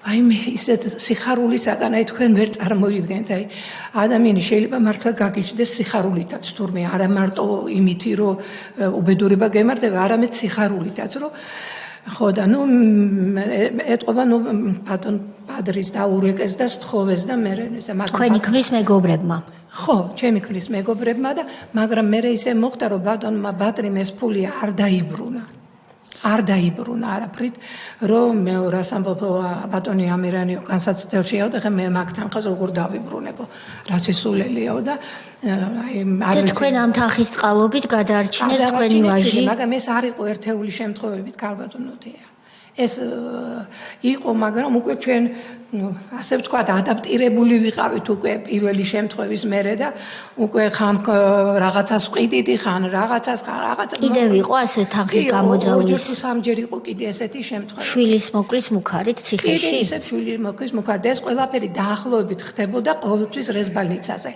აი ყოველთვის აბსოლუტურად იმიტომ რომ რუსთავის ციხეში ესეთი რამე მათ არ შემთხვევიათ და არ ქონიათ ხო და ამის მერე ესე იგი ჩემი შვილი ავად გახდა დაემართა იცით კენჭის გავლა თუ რაღაც არ ვიცი ისა და მითხრეს რომ ცუდად არისო ძალიანო გავიქეცი და ნუ ექიმით შევიყვანე მე ჩემი ნათესავი ექიმი იყო და ვთხოვე რომ შედი მეთქი და ნახე რა სჭირდა ნუ მითხრეს რომ პორტარტული ეხოსკოპიის შემოტანა საჭირო რომ ისეთ ადგილზე იტკიებს ის და ისეთი ძლიერი ტკივილები აქვს სავარაუდოდ ნახლის ბუშტის კენჭებით არის სავსე ან რაღაცა თუმცა ისეთ საჭმელს აჭმებდნენ ქალბატონო დიაიგა რომ რა კენჭები არ გაუჩნდებოდათ იმათ ხო და რომ ესე იგი ისაქნეს რა ქვია შევიყვანე ტატიშვილის კლინიკიდან შევიყვანე პორტარტული ეხოსკოპით იქ ნუ დადგინდა ზუსტად რომ საოპერაციოა და უნდა გაყვანილი იყოს საოპერაციოდ ეს მუხაძე უარს ამბობდა გაყვანაზე, ჩვენო აქო ექიმები გვყავსო, თუ არა და თქვენი ექიმიც მოვიდეს აქო და გაუკეთებდო ოპერაციაზო. ამაზე არც ჩემი შვილი დათანხმდა და არც მე არ დავთანხმდი, იმიტომ რომ უკვე ვიცოდით იქ რა ხდებოდა ოპერაციების დროს და რაღაცა და არ ვიცი, აი ერთი თვე აწამა ამ ტკივილებით, არც რეზბალნიციდან არ გავუშვა. მე ბოლო დავხვდი ამ მუხაძეს ციხის კარებთან, ადრე უთენია, დილა უთენია დავხვდი და უთხარი რომ ყველაფერს მე გადავიხდი, მე უთხარი ხო მე ვიხდი ამას ყველაფერს. ბოლო ადამიანი ხო ხარ მეთქი, მე უთხარი გამოვიყვან რა და ცოდუა მეთქი ახალგაზრდა ბიჭი არ გეცოდება. ციხის დირექტორს ყარაულობდით ციხის შესასვლელთან და ევედრებოდით რომ ოპერაცია გამაკეთებინე 22 წლის შვილისთვისო. მაშინო განცხადება დაწერითო, თქვენო განცხადება დაწერეთო, რომ თქვენო იხდითო ამ თანხასო. კი მეთქი მე უთხარი, ეს თუ პრობლემა იყო, ამდენხანაც გადავიხდიდი ამას. მოკლედ გავიყვანეთ და ერთი დღე დატოვეს სამანტყოფოში ოპერაციის შემდეგ, მეორე დღეს უკვე გადმოიყვანეს, თუმცა ვეხვერწე ძალიან რომ 2-3 დღე დატოვეთ, მეთქი ეხლა როგორაობს ის იქ იმაში მაპატიეთ ამ სიტყვისთვის. ვივამედის კლინიკაში მასე კი არ იყო, იმავე მეორე დღეს გადმოიყვანეს ჩემი შვილი ნაოპერაციები და მე საერთოდ კონტაქტები აღარ მქონდა ჩემ შვილთან და ძალიან ნერვიულობდი, დილას მივდიოდი, შუაღამეზე მოვდიოდი, მაინც ვერავისგან ვერაფერს ვერ ვიგებდი და ბოლოს ზარი გაისმა ჩემ ტელეფონზე და მირეკავს სულხანი მოლაშვილი და მეუბნება რომ ქალბატონ ნანა არი ნერვიულობთ, მე და დათო უვლით მას ნემსებსაც ჩვენ უკეთებთ ყველაფერს არც დავით მირცხულავა დავით მირცხულავა და სულხან მოლაშვილი ამასობაში დააკავეს, ვინც არის ის იმისთვის ყვებით. და დაგირეკეს რომ არი ნერვიულოთ ჩვენ უვლით თქვენ შვილთო აჩიკოსო და არი ნერვიულოთო მე ვიციო თქვენ რაზედაც ნერვიულობთო ეხლა აქაო მაგრამ ჩვენ ამის საშუალებას მათ არ მივცემთო არ მივაკარებთო და ყველაფერს ისინი უკეთებდნენ ასე გადარჩა იმ დროს აჩიკო მაგრამ მე ჰეპატიტი მაინც შეყარეს მას ციხეში კი ეხლა იცით რომ რითი დაიღუპა თქვენი ვაჟი საბოლოოდ აი ჰეპატიტის შედეგად ციხიდან რომ გამოვიდა უკვე მეოთხე სტადია ცეროზი ქონდა როდის გამოვიდა 2009 წელს. რატომ გამოუშვეს? შეიწყალა სააკაშვილი. იცი ეს ის პერიოდია, როცა სააკაშვილი გადამდგარია უკვე პრეზიდენტობიდან. ამ დროს მან რა ქვია ხო, ესე იგი და იქ ხდება ისეთი ხო, მაგრამ მე ისე მოხდა, რომ ადეიშვილმა არ მოაწერა პირველ შეწყალებაზე ხელი და 6 თვის შემდეგ ხელახლა შეიწყალა კომისია და უკვე ჩაერთო ისა ჩვენი უწმინდესი აჩიკოსთან დაკავშირებით და უთხრეს რომ ეს ბავშვი გაუშვითო აუცილებლადო. და ნინო ბურჯანაძის ხელმოწერით არა, მე უკვე სააკაშვილმა მოაწერა, უკვე არჩეული იყო მეორედ რომ გააყალვა არჩევნები და მოვიდა უკვე იმ დროს აი ეს სხვათა შორის ბატონმა სოზარმაც დამირეკა მომილოცა მაშინ რომ აჩიკო უკვე შეწყალებულია, ჯერ არც ვიცოდი მე ბატონმა სოზარმა შემატყობინა მეორედ და ეხლა ჩემ მეუღლესთან დაკავშირებით რა მინდა ვთქვა სტრასბურგიდან მოვიდა ესეთი წუთით ქალბატონო ნანა არ გაგიწყდეთ აზრი. ესე იგი თქვენი ვაჟი 22 წლის არარსებული ბრალდებით სააკაშვილის და მისი ძმის და კიდევ სხვების მიერ მოხარშული უხეშად რო ამობთ ხოლმე სისხლის სამართლის საქმით შეკერილი საქმის საფუძველზე მოხვდა იმ საშინელებაში, რასაც ერქვა ორთაჭალის რა მნიშვნელობა აქვს ციხე თუ სამკურნალო დაწესებულებების მეზობლები იყვნენ და რეალურად იქ დაავადდა ჰეპატიტით B როგორ მოახერხეს ეს აი მე მართლა არ ვიცი რა და ამის შედეგად გარდაიცვალა რამდენი წლის იყო უკვე იყო 39 წლის უკვე 39 წლის ასაკში ხო კი გამოსული იყო ციხიდან გარდაიცვალა მაგრამ ძალიან მძიმე წამებით რა ეს ისეთი დაავადება რომ ამას მტერსაც კი ვერ უსურვებ მე და მე რა ტანჯვა წამება გავიარე ჩემში ბატონო ერთი წამით უბრალოდ ჩართვა მინდა გავაკეთო ადამიანებისთვის ვინც გვისმენენ ამას ხშირად ვაკეთებ და აი ეს მწამებელი ადამიანი მეტსახელად ქილერა 2010 წელს იგივე ალექსანდრე მუხაძე მიხეილ სააკაშვილმა სამსახურებრივი მოვალეობის დროს მოვალეობის შესრულებისას გამოჩენილი გმირობისა და მამაცობისთვის ქრისტების მედლით დააჯილდოვა 2012 წელს სამსახურებრივი მოვალეობის კეთილსინდისიერად შესრულებისთვის მართლა ერთ-ერთი უმაღლესი საბრძოლო ჯილდოთი ვახტანგ გორგასლის მესამე ხარისხის ორდენით. უბრალოდ ისებულება, რომ ეს არ იყო ვიღაცა კილერების და ვიღაცების თვითშემოქმედება, ეს იყო სახელმწიფო პოლიტიკის ადამიანების სამება. გაცრავდო ჩაგეთ. ესე იგი, ამის შემდეგ, ესე იგი, ჩემი მეუღლეც სტრასბურგის გადაწყვეტილებიდან არ ვიცი ამას რა ქვია, მითითება, დავალება თუ რა გადაწყვეტილება მოვიდა, რომ ჩემი მეუღლე გადაყვანილი ყოფილიყო სპეციალიზირებულ საავადმყოფოში. ამის მაგივრად გადაიყვანეს გლდანის საავადმყოფოში, ციხის საავადმყოფოში და არ მიყვებოდა და ის ძალით წაიყვანეს იქა და რომ მიიყვანეს იქ თურმე, სხვა პატიმრებიც იყვნენ ბევრი, ესენი სულ ყველა გააშიშვლეს და каранტინის დაშლაში მოაყოლეს ჩემი მეუღლეც, უკვე ასაკოვანი კაცი დაახლოებით 60-61 წლის იყო უკვე მაშინ. უმოწყალოდ სცემეს ადამიანი, რომელიც დღეში 4 ჯერ ინსულინს იკეთებდა. მთელი დღის უჭმელი საღამომდე ქვემოთ ამყოფეს. მერე როცა აიყვანეს კამერაში, მან თურმე ვინც აიყვანა, იმას თხოვა, რომ ძალიან გთხოვთ, ნემსი უნდა გავიკეთო ინსულინი, აუცილებლად რო ცუდად ხდებიო და ძალიან გთხოვთ, ერთი ნაჭერი პური ან შავი ან თეთრი მომეწითო, თორე შეიძლება გიპოში ჯავარდეო. მოკლედ ეს როგორ მოითხოვეს შენო და კიდე დაუმატეს იქ თურმე ცემა და წაართვეს ლეიბი. 2 კვირა თუ 3 კვირა იმ ცირკინის ლეიბზე იწვა. აი ნუ ამას რო ადამიანები გააკეთებენ, აი ასაკოვან ავადმყოფ ადამიანზე, ნაცემზე, ნაბეგვზე. ნუ მე არ ვიცი იმათ საერთოდ იცი აი ადამიანები როგორ უნდა უწოდოთ.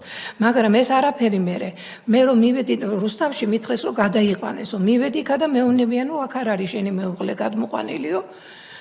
ესე იგი მივდივარ რუსთავში, მეუბნებიან მაჩვენეს ჟურნალისტნო ნამდვილად რესბალნიცაზეა გადაყვანილი, მოვდივარ აქ მაშინ არ მაჩვენებენ. მე ჩავრთე სახალხო დამცველი 2 კვირის შემდეგ, იმიტომ რომ უკვე ფიქრობდი რომ ალბათ შემოაკვდათ ხელში მეთქი ან ცემეს, იმიტომ რომ ისეთი ადამიანი იყო, შეპუება არ იცოდა ხოლმე, ყოველთვის მებრძოლის სული ჰქონდა და ესეთი ისა რა ქვია, ალბათ მეთქი გაუძანლიან და რაღაცა თქვა, როგორც ახასიათებს მეთქი მას და არ მაჩვენებდნენ არაფრით და 3 კვირის შემდეგ ტუღუში რო გამოგზანა თავისი წარმომადგენლები, ისეთი მსუბუქი რაღაცა დასკვნა დაწერეს, რომ ავად იყო და რაღაცა, მაგრამ ის რომ ნაცემი იყო და ის რომ თქვა საჭმელს არ აძლევდნენ, ეს არაფერი არა ისახა იმ ოქმში. მაგრამ როცა ნახვის უფლება მომწეს, რომ შევედი, ჩემმა მეუღლემ მაისური აიწია და მაჩვენა, აი ეს ნეკნები და ისინი სულ დალურჯელებული ქონდა სულ ყველაფერი რა, აბსოლუტურად და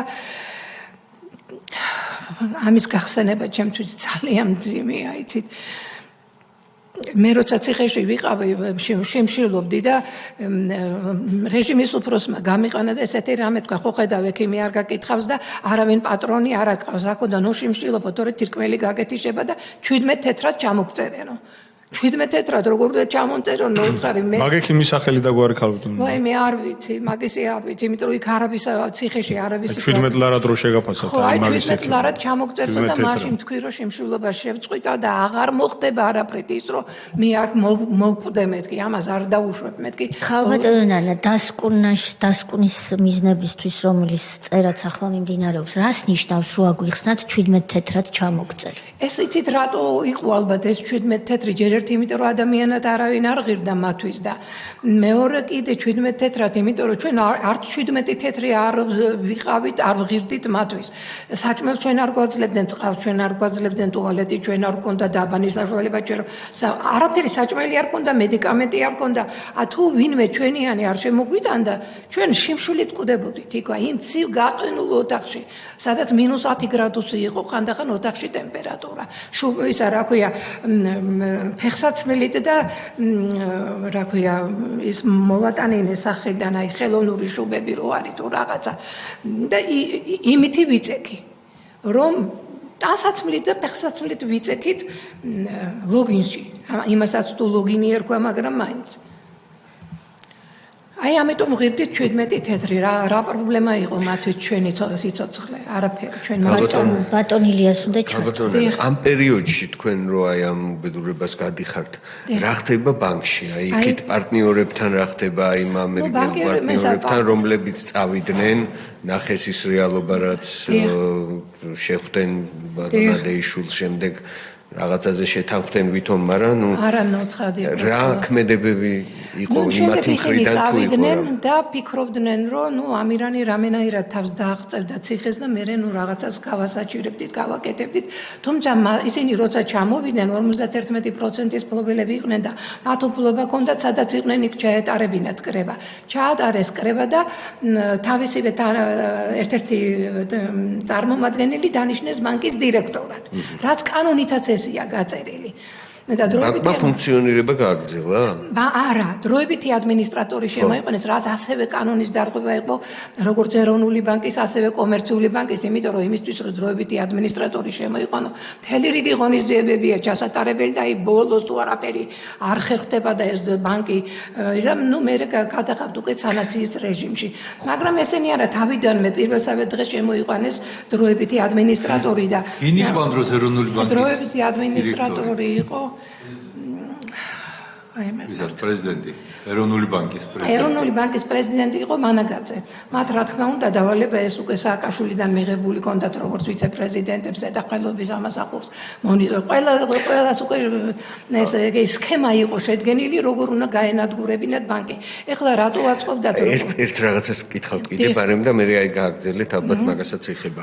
მათ ხო არ ქონიათ ამ პარტნიორებს ხო არ მიუმართავთ ამერიკის საელჩოს თვის იმისთვის რომ აი ჩვენ თქვენი ქვეყნის მოქალაქეები რომლებმაც აქ ინვესტიცია განვახორციელეთ ბანკით ამ ბიზნესით დავკავდით აი რამე ხო არ იყო იმათი მხრიდან მსგავსი მე მაგასთან დაკავშირებით გეტყვით ესეთ რომ აი რატო მე ვფიქრობ რომ მაინც ეს აუცილებლად უნდა გამტყუნებულიყავით ჩვენ ეს აუცილებლად ეს იმიტომ რომ ეს იყო პირველი საქმე ფულის გათეთრების დეპარტამენტის შექმნილი იყო ამერიკელების მიერ მათ ძალიან დიდი ფული ჩადეს ამ დეპარტამენტის შექმნაში და ასეთი რამე ხდება როცა სასამართლო პროცესები იწყება ჩემი ამერიკელები სულ ესწრებოდნენ ამ სასამართლო პროცესს ბატონო არა რომელი ამერიკელები ესწრებოდნენ აი ეს მონიტორინგის სამსახურის შემქმნელები და არ ვიცი მე ახლა საელჩოს წარმომადგენლები იყვნენ თუ იმ საელჩოში მუშაობდნენ მაინც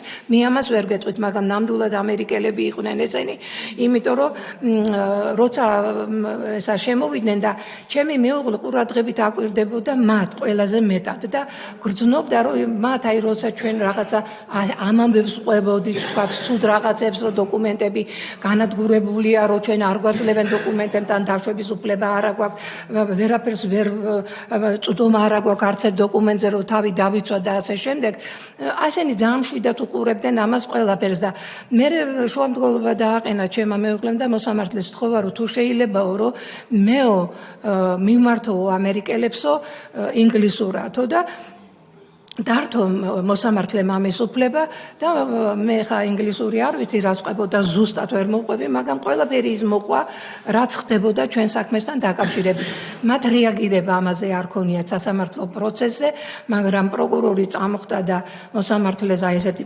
ბრძანებულური ტონით ეუბნება რომ მანო უწოდაო ნაციონალურ მოძრობას მგლების ხროვაო და კეთილინებეთო ესო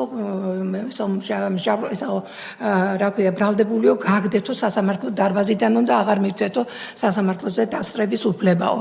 მოსამართლემ დაფიქრებული იყო რა გაეკეთებინა არ იცოდა და მე უთხრა რომ მე თარჯიმანი არ ამყავსო და არც ინგლისური არ ვიცი, ამიტომ შენი ნათარგმნო ვერ დავეყრდნობიო მეო და ამჯერად ვერ გავაგდებო, მაგრამ ვითომ მე ჩემ მეუღლეს გაუბრაზდა რომ მეორეჯერო ესო არ დავინახო რომ შენ სასამართლო პროცესზე ასეთი რამე იკადრო და ჩემ მეუღლემ უთხრა რომ მე ამას ყოველდღე გავიმეორებო უთხრა ხო და ყველგან სადაც კი მოუხდებოდა სასამართლოზე სუნგლების ხრობას ეძახდა მათ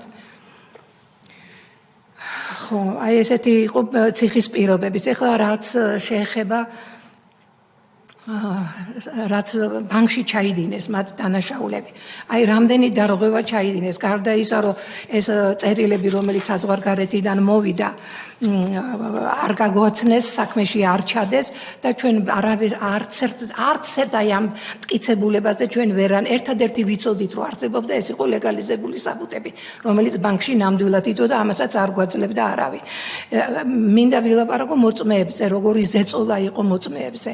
ამას ადასტურებს თვითონ პირველი საოლქო სასამართლოს მოსამართლე დავით ნოზაძე, როცა გადადგა ის დაკითხეს, მე ვნახე ბატონი დავითი და უთხარი, რომ ხო არ გექნებათ სურვილი, მეთქი, რომ სამართლიანობის აღდგენის დეპარტამენტს თქვენ ჩვენება მიცეთ, მეთქი და მან დამთანხმდა და მითხრა, ოღონდ განცხადება დაწერეთ თქვენ, მე სიამოვნებით მოვალო და ესეთი რამე მითხრა, რომ ქალბატონო ნანაო, მე როცა მოსამართლეობიდან გადავდექ, სულ ორი საქმე წამოვიღეო.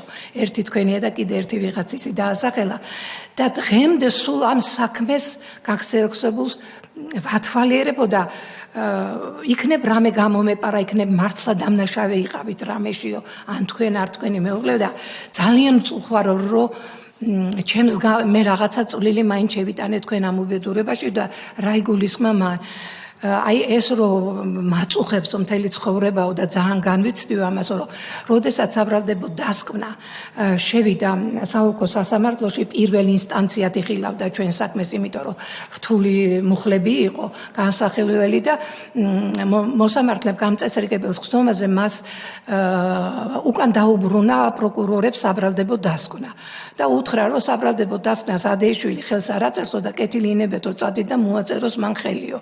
ან მისი არ ყოფნისასო მოადგილემ რომელიმეო. მე ისე საქმესო არ მივიღებ წარმოებაშიო და ამასაც მე ახლა უნდაო წარმოებაშიო, რომ არ ვიღებო, ეს ამას უნდა ვაფორმებდეო და არ უნდა გაძლევდეთ ჩანს, რომ ხელმოწერილი ხელახლა მომიტანოდო. წავიდნენ და მიუხედავად ამისა მაინც არ მოიტანეს ადეიშვილის ხელმოწერილი, რაღაცა ოქროაშვილს ვითომ ბრძანება ჰქონდა გამოცენილი, რომ ეს ახალი დეპარტამენტი, რომელიც იყო, ამისი საქმიანობა გამიჯნული უნდა ყოფილიყო, ეს ბრძანება აქაც ამაქვს, რომ შეეძლო ნებისმიერ პროკურორს მოეწერა საბრალდებო დასკვნაზე ხელი და ბოლოს კი დათანხმდა ეს მოსამართლე, იმიტომ რომ ხვდებოდა, რომ უკვე ძალა აღარ ყოფნიდა ამისი ეტყობა, იმდენი ზეწოლა იყო მასზე და დავით ნოზაძე და ისა რა ქვია უთხრა, რომ ესაო მეო მაინც გეტყვიტო ჩემას, ხა კი ვიღებო ამასო წარმოებაშიო, მაგრამ რომ ისა მე ასეთი არც ბრძანება მაქვს მიღებული და არც ერთ მოსამართლეს არ აქვს ასეთი ბრძანება მიღებულიო. ანუ ეს ეხლა ახალი რიცხვითო, ესა ძველი რიცხვითო გააკეთეთ რაღაც ახალი ბრძანება, მაგრამ ეგრე იყოსო კარგიო და ესა დაიწყო სასამართლო განხილვა. პირველივე გამწესრიგებელ ხო არა ერთ-ერთ სხდომაზე მოხდა ისე, რომ ორმა ბანკის თანამშრომელმა ჩვენება შეცვალა. არა და მაგ დროს უკვე მიღებული იყო კანონის 371 პრიმი მუხლი, რომელიც თუ ჩვენება შეცვლიდი, პატიმრობა ხო მოხდებოდა, მაგრამ იმიტომ რომ ესენი პირველი აი როცა პირველადად დაიკითხენ, მაშინ ეს მუხლი ჯერ მიღებული არ იყო, ამათ არ ეხებოდა. ანუ კანონს უკუძალა ხო არა აქვს. ამიტომ მათი დაჭერა არაფრით არ შეიძლებოდა და ამ მოსამართლემ ამათ შესახებ ესეთი რამე გააკეთა, რომ უთხრა, რომ მეფიც არ გადებინებ, იმიტომ რომ შენ უკვე საპროცესო გარიგება გაქვს დადებული და არ გეკუთვნის ფიცის დადება, რაც რეალობა ის ილაპარაკეო და ესენი გათამამდნენ ეს ორი ბანკის თანამშრომელი და თქვენს რეალობა რაც იყო და ესენი ყვებიან, რომ ხო დავით ნოზაძე ეკითხება, რომ აი თქვენო აღიარეო შულო შენო ბრალიო, რომ მეო დანაშაული ჩავიდინე ფულის გათეთრება, რაღაცა მითვისება ეს ის და როგორ ხდება ეხლა იძახი, რომ მე დამნაშავე არა ვარო.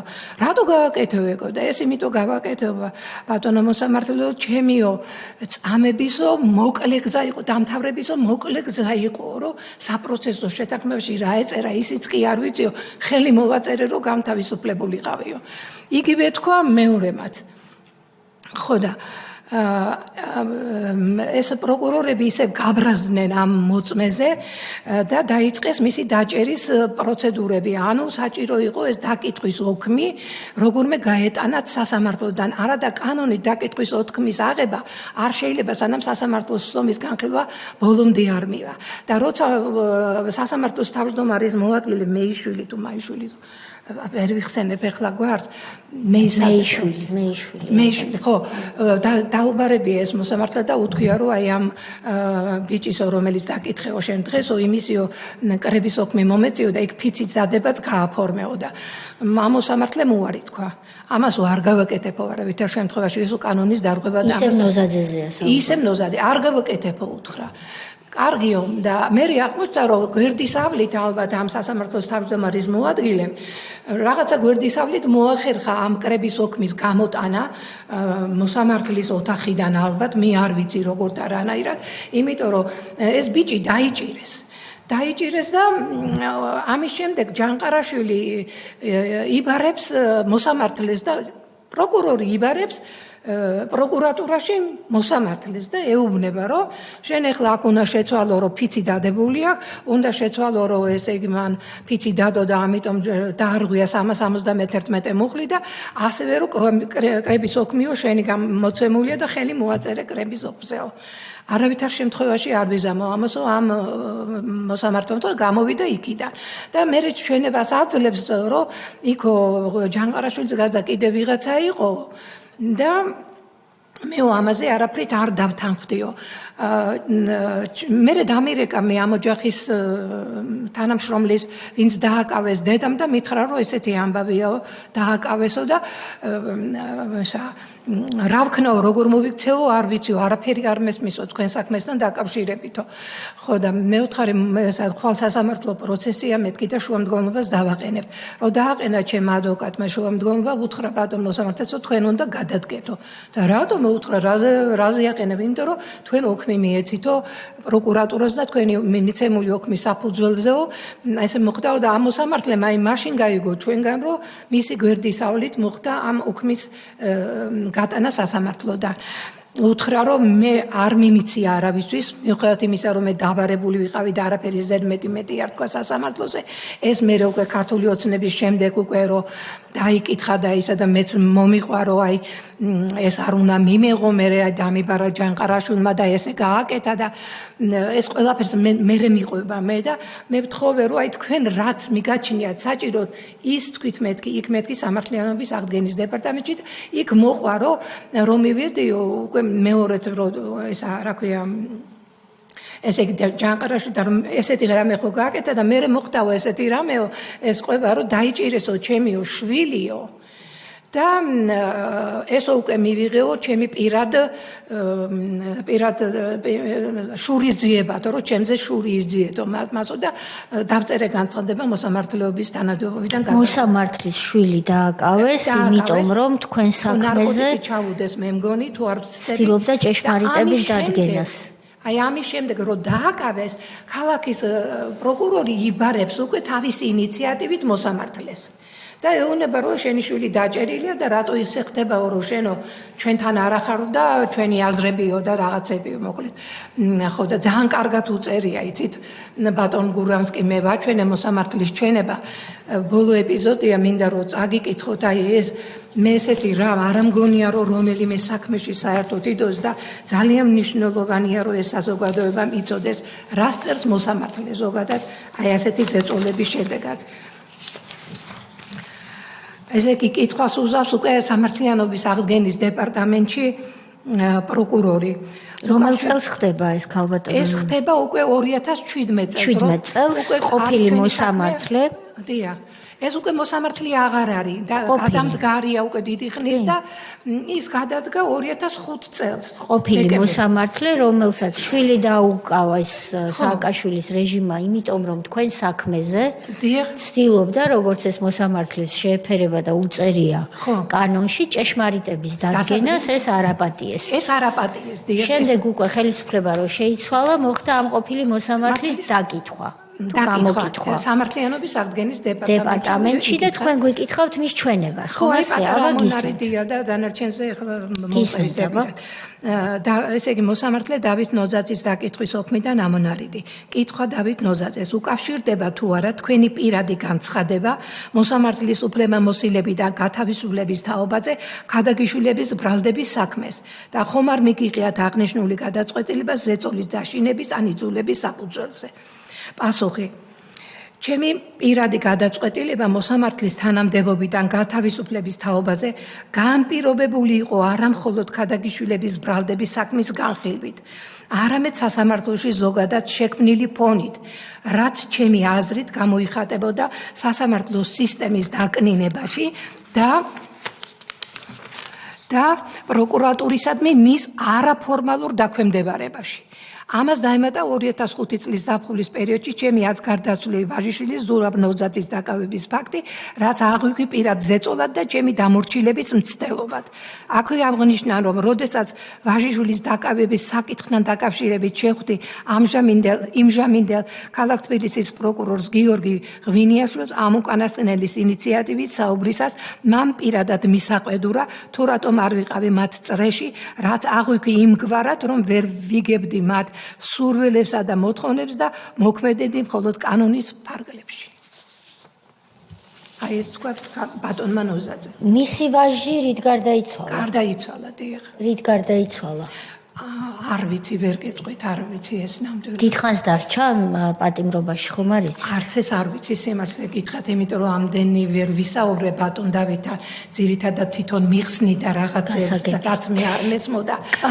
და მიხსნიდა ყველაფერს. გასაგებია, ქალბატონი ნანა, სამწუხაროდ ჩვენ უკვე კითხვა პასუხის რეჟიმზე უნდა გადავიდეთ უკვე სრულფასოვნად, მიუხედავად იმისა, რომ არაერთი კითხვის დასმის საშუალება უკვე მოგვეცა. ბატონი სოზარი ითხოვს სიტყვას, ბატონი ილია, ვინ არის რიგში რომ ითხრათ უკვე და ასე დავიგეგმოთ, რომ ჩვენ შევძლოთ 9 საათში სხდომის დახურვა. დიახ, მხოლოდ ერთ პატარა იმას დავამატებ, რომ გარდა იმისა, რომ პატიმრები იყვნენ, ისინი უკანონო პატიმრებიც იყვნენ, იმიტომ რომ როცა საქმე სასამართლოში წავიდა 2005 წლის 14 მაისს, სასამართლო უნდა დამთავრებულიყო 2006 წლის 14 მარტს და შუამდგომლობა დააყენა ადვოკატმა, რომ ესენი უკვე დღეიდან პატიმრები არიანო და უნდა გაუშვათ უკანონო პატიმრებიო, რაც მოსამართლემ არ გააკეთა არაფრით. ხო, კი, გასული 9 თვის მიღმა ისხდნენ 9 თვის მიღმა კიდე საერთოდ 12 თვე იყო იმ დროს პატიმრობის სასამართლო შეტანიდან. სასამართლოში რო საქმე შევიდოდა. ხო, მე ერთი წელი და აი ეს ერთი წელი ის ერთი წელი იყო გასული. ის 9 თვე რო კიდე იყვნენ პატიმრობაში. გასაგებია. კი, გასული იყო. გასული იყო და არ გამოუშვეს. დიდი მადლობა ქალბატონო ნანა, ამ საკითხზე მართლა სასამართლო გამოკვლევად ჩატარებული აქვს, ახლა კითხვებს არ დავსვამ, საზოგადოებას ბევრჯერ მოგვისმენია თქვენი საქმე და კარგად ვიცით ეს უმძიმესი ტრაგედია, რაც გადაიტანეთ და უმძიმესი ეწოდება. უბრალოდ რამდენიმე ასეთი განცხადება მინდოდა გამეკეთებინა. პირველი თქვენ ახსენეთ ზაზა მეიშვილი, რომელიც ეწოლას ახდენდა მოსამართლეზე აბსოლუტურად უფლებაც არ ქონდა კანონიერადაც რომ მოეთხოვა რამე, მით უმეტეს უკანონო ზეწოლას ახდენდა ეს ადამიანი, რომელიც იყო თბილისის სააპელაციო სასამართლოს თავმჯდომარე თავის დროზე, იყო უზენაეს სასამართლოს თავმჯდომარის მოადგილე, დღეს არის ილიას უნივერსიტეტის სამართლის პროფესორი და გასაგებია რა სამართალსაც ასწავლის სტუდენტებს და რა უნდა გამოვიდნენ მისი სტუდენტები, რა შეხედულებები შეიძლება კონდეთ სამართალზე საერთოდ და ქვეყნის მოწყობაზე და საზოგადოებაზე. მეორე ქალბატონო თეა, უბრალოდ ახლა უსმენდი და ძალიან ბევრი ესეთი ისტორია მოგვისმენია და მე მგონი ცალკე გამოსაყოფი იქნება დასკვნაში ერთი ასეთი თემა, ეს არის აი ძევლების ინსტიტუტი, თუ რა დავარქვა, არ ვიცი, აი როგორც შაჰაბასმა მოითხოვა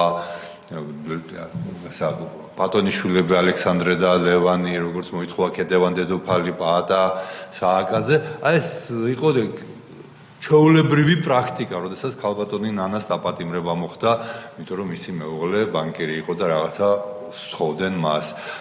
ნორა კვიციანი დააპატიმრეს, იმიტომ რომ მის ძმაზე და შვილზე იყო ძებნა გამოცხადებული. ჩვენთან იყო ლერი ბერიტაშვილი, რომლის შვილი დააპატიმრეს 14 წლის ბავშვი, რომელსაც 16 წელს აწამებდნენ ეზოში და მამას აყურებდნენ. ბატონო? მე თქვენ გაათავისუფლეთ ამირანი. უდოთი. და მოკლედ აი ეს სასწაული იყო რა, ეს ძევლების ინსტიტუტი, ეს ცალკე გამოსაყოფია, მე მგონი და ესეთი რამე აი შუა საუკუნეებშიც კი იშვიათად აი ახლა შაჰაბასი იყო ალბათ ეს და რა გამონაკლისებით რომ შუა საუკუნეებშიც კი ასეთ რამეს არაკეთებდნენ ხოლმე და მესამე ასევე თქვენ რასაც ყვებოდით თქვენს მეუღლეზე რომ იქ თქვათ სხვა საპატიმროდან გადმოყვანილი კრიმინალები დაახვედრეს, რომლებიც თხოვდნენ ფულს. ზოგადად ეს ვითომ ბრძოლა რომ იყო სააკაშვილის პერიოდში კრიმინალურ სამყაროსთან, ეგრეთ წოდებულ ქურდულ სამყაროსთან, სინამდვილეში ეს იყო პირიქით, სწორედ ამ კრიმინალური ავტორიტეტებით ციხეების მართვის სისტემა ჰქონდათ შემოღებული და განსაკუთრებით, როდესაც გავხდი სასჯელოსნობის მინისტრი, ამისი ბევრი მაგალითი ამოვიღეთ, გვარებს არ ვასახელებ, იმიტომ რომ არ მინდა თქვათ ვიღაცა გახდეს მსხვერპლი, იმიტომ რომ შეიძლება ამას მოხდეს რაღაცა სკლიანი შურისძიებები თვითონ იმ სამყაროში, მაგრამ ამოვიღეთ ძალიან ბევრი მასალა, სადაც გამოჩნდა ასეთი რამე, რომ წელიწადში ორჯერ შეკრებას, რასაც უწოდებდნენ ეგრეთ წოდებული ქურდულ სხოტკას, აწყობდა ციხის ადმინისტრაცია ნომერ მე-6 დაწესებულებაში. ეს ხდება მას შემდეგ, რაც ნომერ მე-6 დაწესებულება გაიხსნა. მოჰყავდათ ყველა დაწესებულებიდან ეგრეთ წოდებული კრიმინალური ავტორიტეტები და იქ აძლევდნენ დავალებებს და აი ამითი ხდებოდა ციხეების მართვა. იმ სისასტიკის ზემოთ, რასაც რეჟიმი აკეთებდა. აი ბროდ წარმოუდგენელი ვითარება იყო ციხეებში და კიდევ ერთხელ მინდა შევეხვა იმ მუხაძეს, ალექსანდრე მუხაძეს კილერას, რომელიც ორჯერ იყო დააჯილდოებული სააკაშვილის მიერ და დღეს ეს ადამიანი არის პოლიტიკური ძებნილის სტატუსით უკრაინაში და ზელენსკის ყავს შეფარებული თავისი კალთის ქვეშ. ბატონი ილია. მე რამდენიმე კითხვა მაქვს. მადლობა მინდა გადაგიხადოთ თქვენ. ძალიან დიდი ძალა არის საჭირო რომ ამ ყველაფერს გაუძლო და ესე დაალაგებულად მოგვიყვეთ რაც დღეს მოვისმინეთ. ამ პერიოდის განმავლობაში ქონდათ თუ არა მცდელობა მედიაში გაგეშუქებინათ რომელიმეში ეს ამბავი ან რომელიმე ჟურნალისტს ან ტელევიზიას თუ ქონდა რამე მცდელობა რომ დაინტერესებულიყო ამ თქვენი ისტორიით. ძალიან ბევრი შემთხვევაში ვარ მე მიწვეული იმედი ლაივში. არა, მე ვამბობ იმ პერიოდის განმავლობაში, როდესაც იმ პერიოდში არა, რა თქმა უნდა, არა.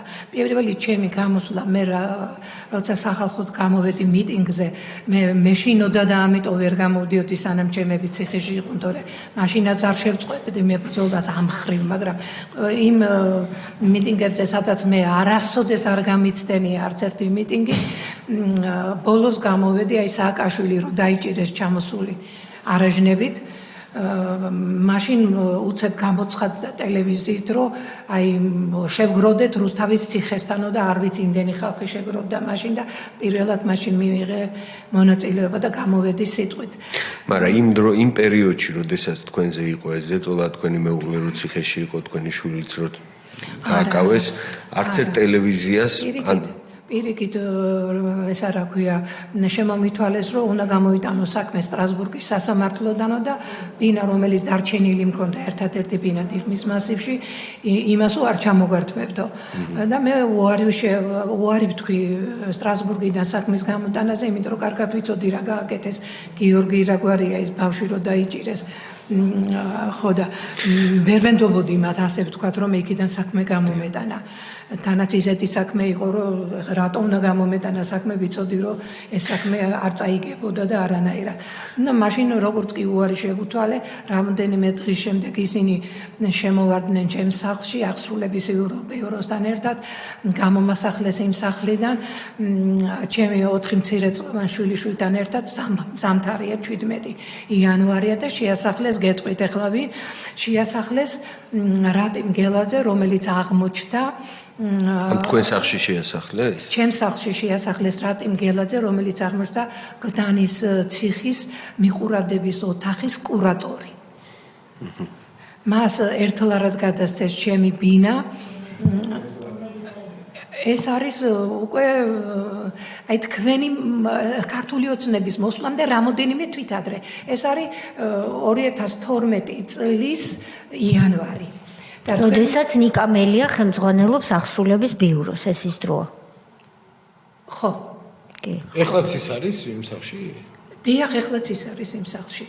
და აი ეს ძალიან საინტერესო ფაქტია, პრეზიდენტმა სააკაშვილმა ბრძანება რო გასცა, ამ ბრძანებაში არც იყო ეს ჩემი ბინა მოხსენიებული, ეს მერე გახდა ცნობილი, როცა მე ვიჩივლე ამასთან დაკავშირებით პროკურატორში უკვე ქართული ოცნების მოსulis შემდეგ და დავარწმუნე პროკურატურა, რომ სამოხელეო დანაშაულია, თანაც მრავალჯერადაც ჩადენილი და რომ გამოიწვიოთ ეს საქმე და მართლაც გამოძიებული იქნა ეს საქმე და აღმოჩნდა რა. გარდა იმისა, რომ ჩემი ბინა აქ ერთლარად მიცემული მას, ამის გარდა 5 მილიონი დოლარის ქონება აქ მიცემული თბილისსა და ბათუმში. გარდა ამისა 5 მილიონი დოლარი აქ ანგარიშდეს ჩარიცხული სავარაუდოდ ფულის გათეთრების მიზნით. ანუ ის საკმაოდ კიდე ბევრ სხვა რაღაც მწივე დავალებებს აძლევს და გარდა მიყურადებისა და როასმენ და პატიმრებს. და ამოსინდისობის ჩამდენი იყო და გარდა ამისა ეს პიროვნება გასამართლდა მეგის ქარდავასთან ერთად პოლკოვნიკ სერგო თეთრაძის მკვლელობის თანამონაწილეა. წარმოიდგინეთ თქვენ ამ ადამიანს აძლევს ერთლარად ჩემ ბინას. მაგრამ მე როცა საჯარო რეჟიმში მივდივარ და ვთხოვ რომ აი ამონაწერი მომეცით, ამონაწერს მაძლევენ, მაგრამ ნასყიდობის ხელშეკრულებას არ მაძლევენ. მთელი აი სანამ ქართული ოცნება მოვიდოდა იოსელიანი იყო რაგვარია ესაც თუ სწორად მახსოვს გვარი საჯარო რეესტრის უფროსი და ნუ იმის კაბინეტთან დავიდე მოკლედ იქ დილას მივდიოდი საღამომდე არ მოვდიოდი და ნუ იმდენად გაღიზიანდა ჩემი ჯდომით რომ კაბინეტის კარები რომ გამოღებული იყო ერთხელ მითხრა მომაძახა რომ არ არის ნასყიდობის ხელშეკრულება გაიგე და დამანებე თავი მეო არ არისო რა გინდა ჩემგანო შენ სადაც გინდა მოძებნეო ჩემთანო საჯარო რეჟიმში ეგ არ არისო ნასყიდო მე ეს ყველაფერი უთხარი დიმიტრი ქუმსიშვილი უკვე როცა ქართული ოცნება მოვიდა და ზუსტად იმავე დღეს როცა დიმიტრი ქუმსიშვილმა მიმიღო ეკონომიკის სამინისტროში იმ დღეს ჩემოვიდა ის პროკურორი ვინც ამ საქმეს ერთლარიანი საქმეს იძიებდა და ჩემი აღძრის საფუძველზე საქმის აღძრის ჩვენების საფუძველზე და ეს რა ქვია აღმოჩნდა იქ ძალიან უცნაური რამე რომ ერთი თანამშრომელმა თვითონმე გააღო სეიფი ქონია შეეშინდა რომ პროკურატურა შევიდა ამოიღო რაღაც საბუთები და მის უფროს გადასცა თუ ამ პროკურატურას გადასცა ეხლა მე დეტალები ავიცადე მაგრამ მე იმ დროს ქუმსიშვილის კაბინეტში ვერ და ვიღაც ეკონომიკის სამინისტროს თანამშრომელი შემოდის და ეუბნება ესეთ რამეს ბატონ დიმიტრის რომ საოცარი რამ ხდებაო ესე იგი აი ამ ქალბატონისო ბინის გასხვისების ნასყიდობის ხელშეკრულებაო ამ სეიფში დევსო და დევსო ქართული ოცნების ბანკი ქართულ საბუთებიო ეს ორი საქმე რატო დევს ერთად თუ არ ვიციო სხვათა შორის მე დღემდეც ეჭვები კი მაქვს რაღაცეები, მაგრამ ნუ რაღაც ძალიან ცუდ საქმეს აკეთებდნენ ალბათ ამ პიროვნების მეშვეობით. რახან ეს ერთლარად გასხვისება არ უნდათ რომ გამოჩენილი იყო და მთელი ეს ქონება მასზე, იმიტომ რომ თუ ეხლა სერგო თეთრაძის მკვლელობის თანამონაწილეა, ღმერთმა იცის კიდე ვისი მკვლელობის თანამონაწილეა და ამიტომ მისი ესაბუთები ეკონომიკის სამინისტროს რომელიღაცა თანამშრომლის სეიფში ინახებოდა ეს მინდოდა. ხო, ასევე იცით რა მინდა თქვა, ბარემ ახო თქვენ ბრძანეთ მეორე კითხვა. თქვენ პროფესია რა არის? მე ქიმიკოსი ვარ, ინჟინერ ქიმიკოსი. აი. ახლის ადამიანს რომელსაც იურიდიული განათლებასთან არანაირი შევი არც საბანკო საქმეში ესე იგი ისეთი მდგომარეობაში ჩააყენეს რომ მოუწია საბანკო სფეროში გაყრა მოუწია იურიდიული განათლების მიღება და ბევრ ალბათ იურისტს შეშურდება ისეთ დონეზე ყველა კანონების შესწავლა ყველა ნეტავი ჩემი თანაშემწე იყო ბრძანებების მოკლევა და რომელი კანონი რეგულირდება და ასე შემდეგ.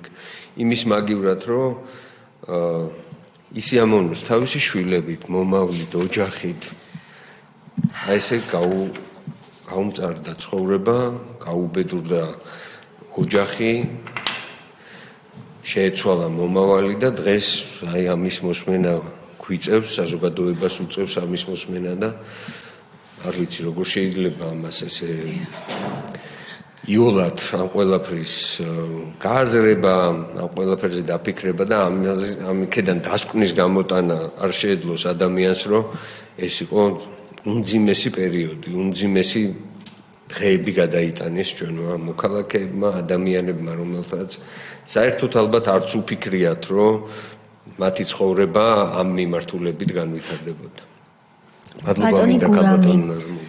მადლობა თქვენ ბატონო ილია. ბატონი გურამი. კაპიტანო, თქვენ ახსენეთ სამართლიანობის აღდგენის დეპარტამენტია თქვენ გქონდათ იქ საქმე.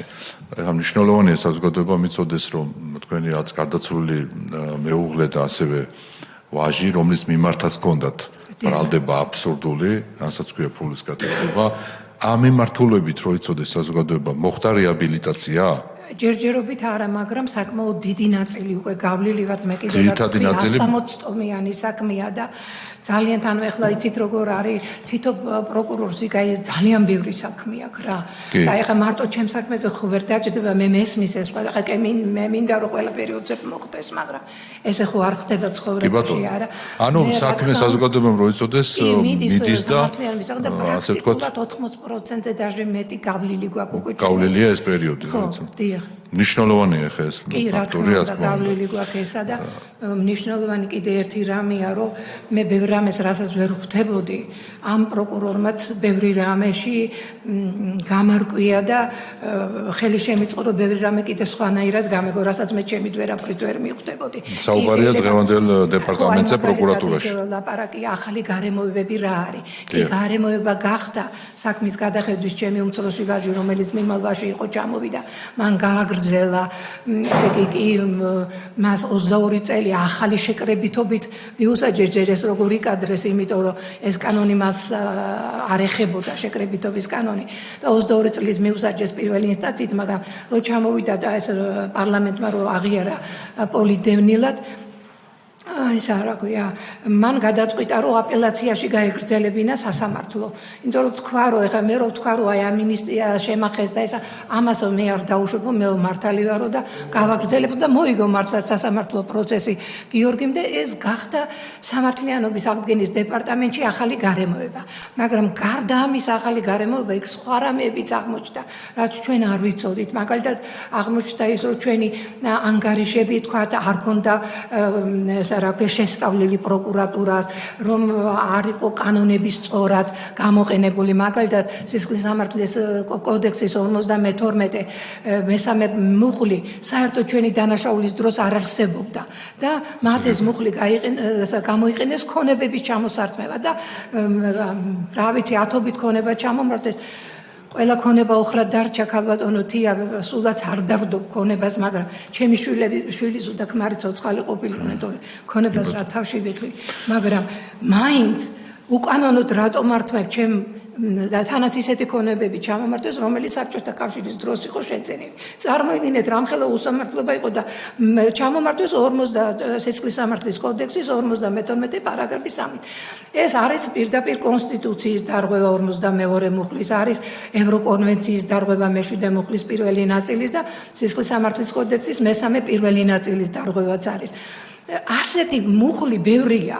საქმეში მაგალითად 371 მუხლი რომ გვიანი იყო ესეც მიღებული ასევე მაგალითად 100 მუხლის სისხლის სამართლის კოდექსი რომელიც ითვალისწინებდა რომ რევიზიამ რო შემოვიდა და დაწერა რევიზიის აქტი მას ექსპერტიზა უნდა ჩატარებოდა და ამას ვითხოვდით თქვენ აი მოკლედ ყველაფერს აკეთებდა ჩემი მეუღლე რომ აი როგორმე ექსპერტიზა ჩატარებულიყო ჩვენ ბოლოს ვთქვით რომ ჩვენ თვითონ ჩავატარებთ არა ამაზედაც არ დავთანხმდეს არა და თუ ექსპერტიზა ჩატარებული არ არის ეს მტკიცებულებად ვერ გამოდგება კი ბატონო ქალბატონო ნანა გაწყვეტინებთ მაპატიეთ გაეცით ბატონი გურამის კითხვას კი ანუ პრაქტიკულად თქვენ რაც თქვით ანუ ბოლოსკენ არის ეს რეალურად თქვენი სამართლიანობის აღდგენის პროცესი პროკურატურაში ვაჟი გამართლდა როგორც ითქვა გამართლდა პოლიდევნილი სტატუსი მინიჭებულია და მიმდინარეობს პროკურატურაში სრულდება განაჩენის საფუძველზე მიმდინარეობს და სრულდება გამოძიება.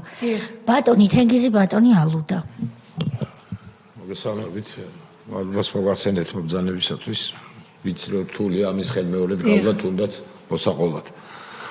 ამ სამართლიანობის აღდგენა რა თქმა უნდა ერთ-ერთი მთავარი ამოცანაა და ჩვენი დასკვნისთვისაც, მაგრამ ასევე ქონებრივ ნაწილს, რომელსაც მართალი ბრძანდებით, როდესაც ასეთ დანაკლისს გაიცნი ცხოვრებაში, ამას მნიშვნელობას არ ანიჭებთ, მაგრამ არც ესაა საქმე რა. თუ სახელმწიფო ვართ, ყველა მიმართულებით უნდა აღდგეს სამართლიანობა.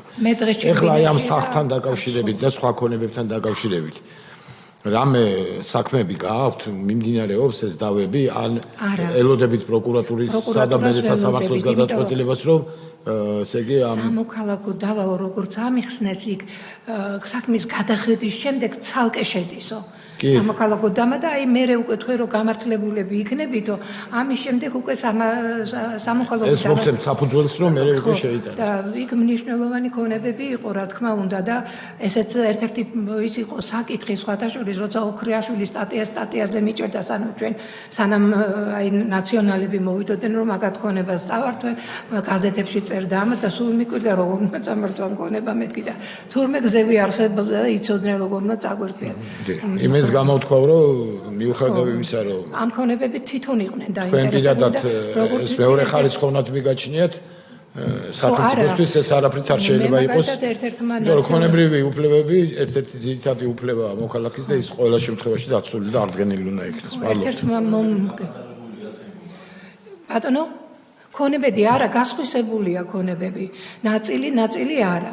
აი ეს სახლი გასხვისებულია მაგრამ დაღადაღებული არის? კი, მე დავუყადაღე. კი, დავუყადაღე მე და მაგის გამო სხვათა შორის მისმა მეუღლემ კინაღა მცემა. როგორ გავბედე და როგორ დავუყადაღე ჩემი სახლი. არა, თქვენ არ დავუყადაღებია. თქვენ უბრალოდ შუამდგომლობა შეიტანეთ და უყადაღა სასამართლოს. კი, მოსამართლემ კოპალია. ასაგები ასე რომ წავიდეს ლიკვიდატორს. კი, როგორ არა. ბატონი ალუდა. ბანკს რა ბედი ეწია ქალბატონო? გაუქმეს ლიკვიდაციაზე გაუშვეს იმ მიზეზის გამო, რომ მათ არ აწყობდათ ამდენი დარღვევები. მათ რაც ჩაიდინეს ბანკში, ეს არ უნდა ყოფილიყო და გაუქმეს ეს ბანკი. არ აწყობდათ რა შუაში? ფული არ გადავიხადეთ. რომელ წელს? ესე იგი, პროკურატურის შემოსვლიდან 2 თვეში გაუშვეს ლიკვიდაციაზე. და როდის დასრულდა ბანკის ლიკვიდაცია? იმიტომ რომ ხანგრძლივი პროცესი არის. მე მგონი 2007-ში დასრულდა.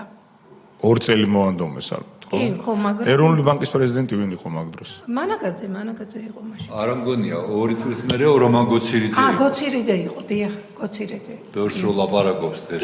კი. ესე იგი და ადამიანობაზე. ესე იგი რაზე არის საუბარი რომ პროკურატურა რო შემოვიდა თქვენთან, შემოვიდა პროკურატურა. შემდეგ ლიკვიდაციის პროცესი დაიწყო.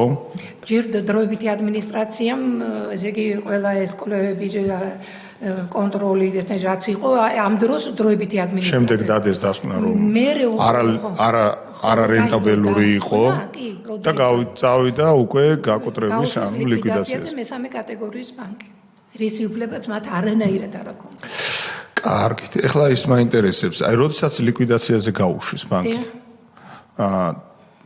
თუ სწორად გავიგეთ თქვენ თავმჯდომარეს უთხარით რომ ბოლოს უკვე ჩემს მეუღლეს ანუ თავში არ ქონდაო არანაირი ასე ვთქვათ ის არ იყო დამფუძნებელი არც ნომინალური წილი არც სხვა რაიმე პროცენტულად მაგრამ ბოლოს უკვე ქონდაო თუ არ ვცდები 33% ახსენეთ ანუ აი ეს რო აგვიხსნათ ესე იგი როდესაც ეს რეიდელური საქმის წარმოება იწყება მათი მხრიდან და მოქმედებაზე გადავიდნენ თქვენს ქმარს ოფიციალური პოზიცია ან ოფიციალური რაიმე სტატუსი ბანკთან არ აქვს შემდეგ უკვე ეს პროცესები ანუ შეჯახება მათთან და შაულებრივი რეჟიმთან იწყება და ხდება ამის პარალელურად თქვენი ქმრის მხრიდან ბანკში ოფიციალურად წილების შეძენა ასეა? არა, წილების შეძენა თავიდანვე დაიწყო, მაგრამ ხან აი ვთქვათ 2% ყიდულობდა ხანს, როგორც საშუალება ჰქონდა რომ შეეტანა თანხა. და აი ამ 4 წლის განმავლობაში ბოლოს ჰქონდა ისე რომ ერთად იყიდა ეს. არა, ეს გავიგეთ, დიახ. მნიშვნელობა არა აქვს. ხო, აქციები სულ რო ერთი აქცია ფლობდე პროცესი როგორც სტატუსი პირდაპირ მაგ აქვს. ანუ მაგას ვკითხულობ, როდესაც თქვენი შეჯახება მოხდა, ანუ თქვენ ახსენეთ რომ ისინი ხელისუფლებაში არ არიან ჯერ და პროცესი იწყება მანამდე სანამ ისინი ხელისუფლებაში მოვიდოდნენ, ხო ასეა? და ამის პარალელურად თქვენი ქმარი იწყებს ბანკში აქციების შეძენას. მნიშვნელობა არ აქვს 1%-ი კიდე თუ 10. 4 წელიწადში დაასრულა და ეს რომელ წელს დაასრულა საბოლოოდ თქვენი ქმრის მხრიდან? ლიკვიდაცია? არა. როდესაც აქციები იყიდა. აქციები რო იყიდა, დაახლოებით ესე დეტალურად არ მახსოვს, მაგრამ დაახლოებით 1 წელი უკვე ქონდა 33% ალბათ. 1 წელი ფლობდა. ანუ ეს ის დრო არის, რომ თქვენმა ქმარმა გამოდის, რომ პირდაპირ ასე ვთქვათ, მათი ქმედებების წინააღმდეგ წავიდა. დიდი ალბათობით სხვა კოლაბორაციაში მყოფი ბიზნესი ადგებოდა და პირიქით გავიდოდა, იმიტომ რომ როდესაც შეჯახება მოხდა და დაუპირისპირდა სახელმწიფო მანქანას და როდესაც ისინი ამ სახელმწიფო ბოროტების მანქანას მართავდნენ, კარგად იყო ცნობილი რისი გამყეთებლები იყვნენ ისინი, თქვენმა ქმარმა, თქვენმა მეუღლემ დაიწყო პირიქით აქციების შეძენა. ეს ხო პირდაპირ სამიზნე გახდებოდა, დარწმუნებული ვარ ეხლა. ხო, ალბათ. თქვენ ქმარს ეს გასნობიერებული ექნებოდა, რასთან იქნებოდა დაკავშირებული. კიდე ერთი კითხვა მაქვს. აი ეს უცხოელი პარტნიორები, ვინც ასე ვთქვათ, ძირითადი აქციონერები იყვნენ. როდესაც წავიდნენ საქართველოსდან, თქვენ რო ბრძანეთ რომ გაფრინდნენ. ამის შემდეგ უკვე როდესაც ლიკვიდაციაზე გადავიდა ბანკი, როდესაც იზოლებითი მართველი არის. იზოლებითი მართველი ნიშნავს იმას, რომ იქ სხვა უბრალოდ პანჯარაშიც ვერ შეიხედავს, ხო ასეა. გამოდის, რომ პრაქტიკულად დოკუმენტზე არის მათი, მაგრამ რეალურად მათ არანაირი ასე ვთქვათ, ყველანაირი ქმედება უბრალოდ შეზღუდული აქვს, ხო?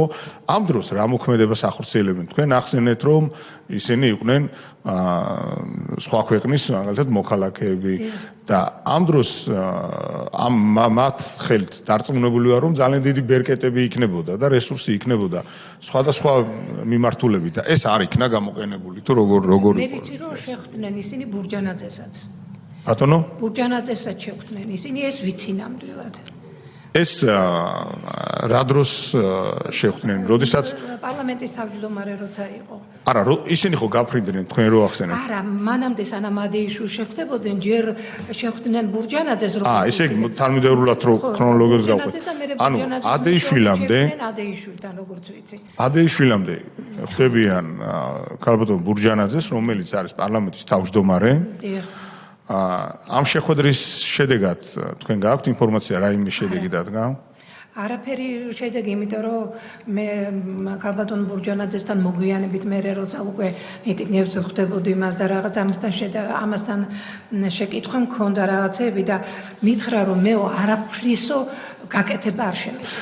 ანუ იმათი პასუხია მნიშვნელოვანი. ხო, იმიტომ რომ ისინი ვიღაცა გავლენიანი ადამიანის მეშვეობით შეეცადნენ ბურჯანაძეს არ მიიღებდა.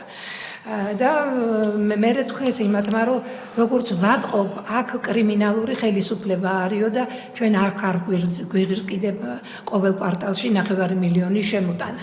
აი ნახეთ არაერთ უცხოურ მედიაში იმ დროს თქვენ ეს გემახსოვრებათ და საზოგადოებას ემახსოვრება რომ იბეჭდებოდა სტატიები და ასე ვთქვათ რეკლამირება ხდებოდა რომ საქართველოს ხავს დემოკრატიის შუქურა ხელისუფლება რომელიც არის ოაზისი და ასე შემდეგ და კავკასიაში და მოკლედ და მიბაძეთ მას და ასე ვთქვათ სხვადასხვა ბიზნეს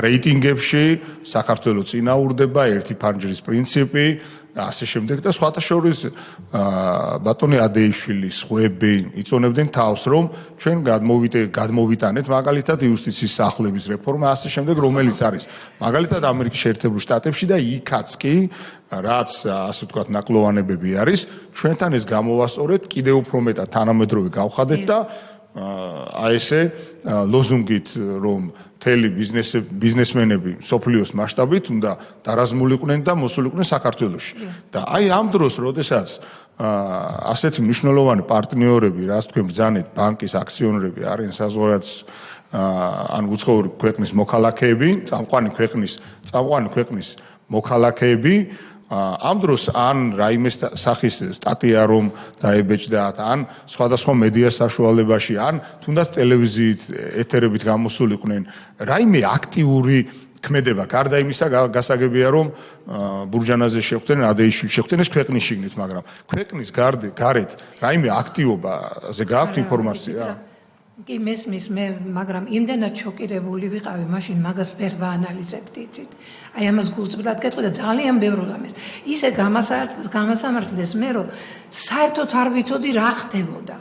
მე როცა 11 წელი მიუსაჯეს ჩემ მეუღლეს და 9 წელი ჩემის და მე 5 წელი პირობით იმჟავრი და გადამახტევინეს გაცილებით დიდი გირაო, იმიტომ რომ ციხიდან გამომიშვეს 18000 ევრო და 50000 ლარი, რაც არც ბანკის არც ერთი თანაშრომლისთვის არ გაუკეთებია, მე არა თანაშრომლის. მივხვდი რომ ესეთი მარტივი არ იყო და დავჯექი და მე ვისწავლე ყველაფერი, იცით?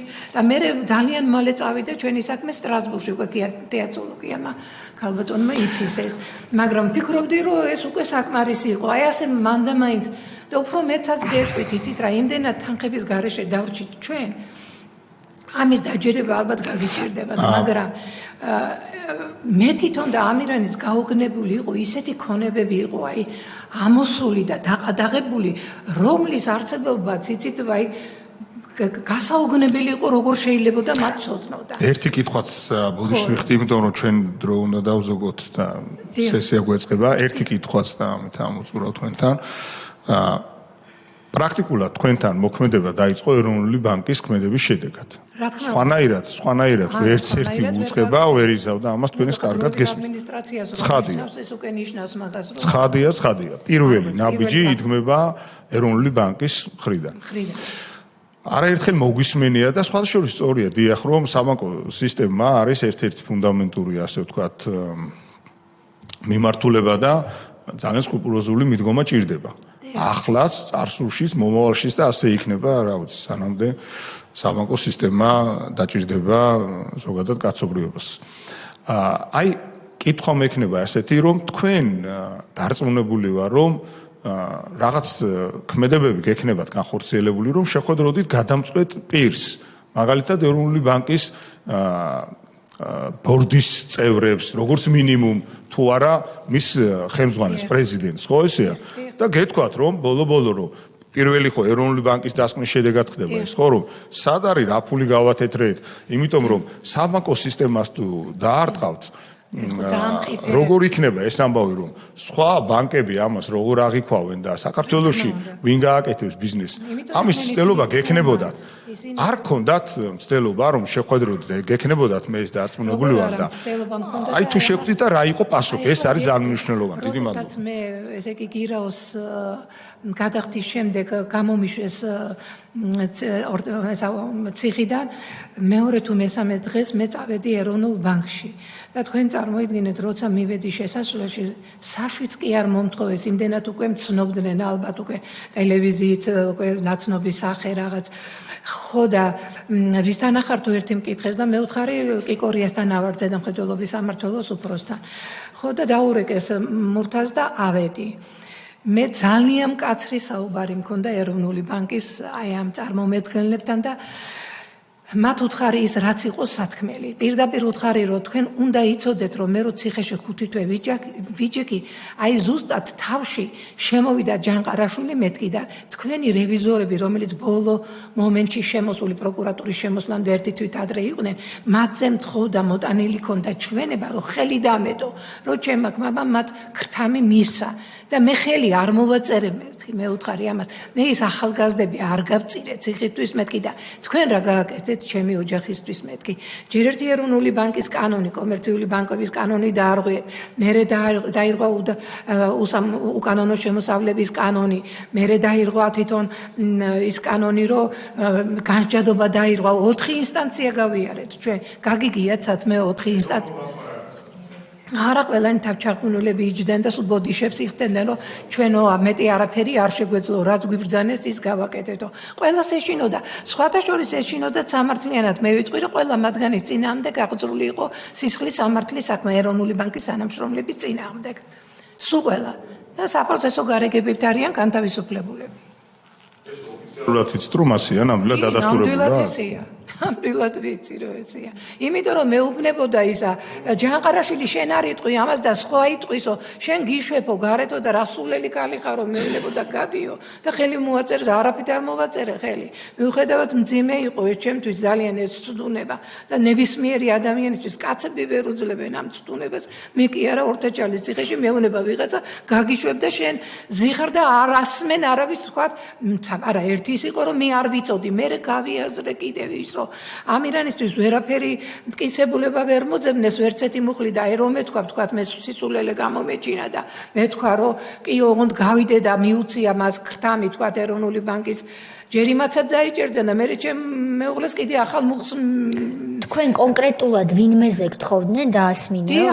ვინ კონკრეტულად იმ 4 ეროვნული ბანკის რევიზორები რომელიც პროკურატურის შემოსვლიდან თვენახევით ადრე რევიზია ჩაატარა და რომლებმაც გადასცეს მონიტორინგის სამსახურს რომლებმაც დავალება შეასრულეს რა თქმა უნდა და რატომ დაასმინეო? აი მე მაინც არ მოვაწერე ხელი ამას და 5 თვე ვიჯექი მე იმ ციხეში გასაგებია ბატონო ალოდა თქვენ ამოწურეთ ბატონი სოზარი და უნდა დავხუროთ ხდომა. ბატონო თქვენ ანუ პროკურორი ჯანყარაშვილი იბარებდა და ემუქრებოდა მოსამართლე ნოზაძეს, ხო? სწორად გავიგე. უბრალოდ თქვენ განცხადეთ უკაცრავად ბატონო სოზა, მე განცხადებას დავურთე ბატონი ნოზაძის ჩვენებას, სხვათა შორის არის თქვენთან იქ. კი, ნამდვილად. მადლობა. კასეტა რომელიც ამბობს რომ ძალათი მიაცემინეს ჩემზე ჩვენება და ესე დამიჭირეს. დემოკრატიის ოაზისი და დემოკრატიის შუქურა. ჩვენთან იმდენი მე ერთი წუთი ხალბატონო საღამომდე რო ვიჯდე. ხალბატონო თია საღამომდე მოგიყვებით ასეთ საშინელებებს. უბრალოდ მე რა მინდოდა ხა როგორი ოაზისი შექმნეს და როგორი შუქურა იყო დემოკრატიის პატარა ამონარიდი უნდა წავიკითხო ჩემი 2006 წლის მოხსენებიდან. მაშინ მოკლედ 2006 წლის რომელი 28 აპრილს მიიღეს ახალი მუხლი სისხლის სამართლის კოდექსში, ეს იყო მუხლი 336. უკანონო განაჩენის ან სხვა სასამართლო გადაწყვეტილების გამოტანა ისჯება ჯარიმით ან თავისუფლების აღკვეთით 4-დან 6 წლამდე. და კიდე რაღაცა დამამძიმებელ შემთხვევაში 5-დან 9 წლამდე. პრაქტიკულად ეს პროკურატურას აძლევდა სასამართლოზე ზედამხედველობის უფლებას. მეოთხე ინსტანცია გახადეს სასამართლო, ასეთი უფლებები არ ჰქონდა პროკურატურას, ისა გახადეს სასამართლო კი არა, მეოთხე ინსტანცია გახადეს პროკურატურა პრაქტიკულად გადაწყვეტილებას აფასებდა. ანუ ზემდგომი სასამართლო კი არა, პროკურორი აფასებდა სამართლიანი იყო თუ არა გადაწყვეტილება, ასეთი უფლებები არ ქონია პროკურატურას საბჭოთა პერიოდში, როცა ის იყო ზოგადი ზედამხედველობის უფლება და ვერც ერთი პროკურორი საბჭოთა პერიოდში ვერ გაბედავდა იმის მეათედსაც კი ნებისმიერ უბრალოდ რაიონულ მოსამართლესაც, რასაც ისინი ბედავდნენ და რასაც ისინი ადეიშვილი და მისი პროკურორები უშვებოდნენ სასამართლოს. და სხვათა შორის მაშინ სწორედ ამის შეფასება რაც გავაკეთე ჩემს მოხსენებაში 2006 წლის მოხსენებაში იყო რომ ეს იყო აბსოლუტურად დაუშვებელი და იძულებული გახდა მაშინ მაშინდელი ხელისუფლება რომ 2007 წლის 4 ივლისს უკვე გააუქმეს ეს მუხლი, მაგრამ აი თვითონ რომ წარმოვიდგინოთ რა ტიპის სახელმწიფოსთან გქონდა საქმე. ხო, გაიდლაინებზე ალბათ მაგასაც ცალკე ვილაპარაკებ. ეგ მუხლი გააუქმეს და გაიდლაინი ქონდა რომ ერთი და ეგ ნიშნავდა დაახლოებით რომ შაბლონი რომ ერთი და იგივე კატეგორიის ერთგვაროვანი საქმეებზე უნდა ყოფილიყო ერთნაირი გადაწყვეტილება. იმდენად რომ გავაგრძელებ ბატონო ალდა თქვენ აზრს რომ ამ შაბლონებში ხანდახან კი არა და ხშირად მე გვარების შეცვლაც ავიწყდებოდათ და მე რამდენჯერ მიმიღია სტრასბურგის სასამართლოში სხვადასხვა საქმე სხვადასხვა შესაბამისად ინდივიდებთან დაკავშირებული და შაბლონი ერთი და იგივე და გვარი სხვისი. იმიტომ რომ ეშლებოდათ მოსამართლეს უკვე мотиваციაც აღარ ქონდა რომ გვარი შეემოწმებინა და ეს იყო პრობლემა. რეალურად მოსამართლე მართლმსაჯულებას აღარ ახორციელებდა. ეს დანაშაულია. ხალბატონო ნანა, დიდი მადლობა მობრძანებისთვის. თქვენ ბრძანეთ ასეთი ოქროს სიტყვები, რომ კაცები ვერ უძლებდნენო იმდენ რამეს გაუძელიო.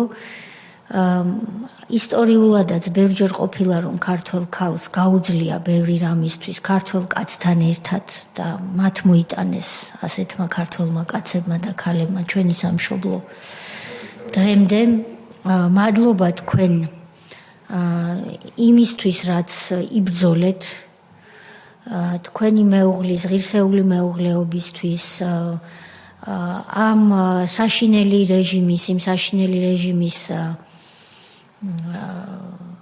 გასტუმრებაში მონაწილეობისთვის ამა თუ იმ ფორმით, იმიტომ რომ თქვენ ვებრძანეთ, რომ სხვადასხვა ფორმით გიწევდათ თქვენ ზოგჯერ საპატიმროდან, ზოგჯერ თავისუფლებაზე ყოფნისას ბრძოლა.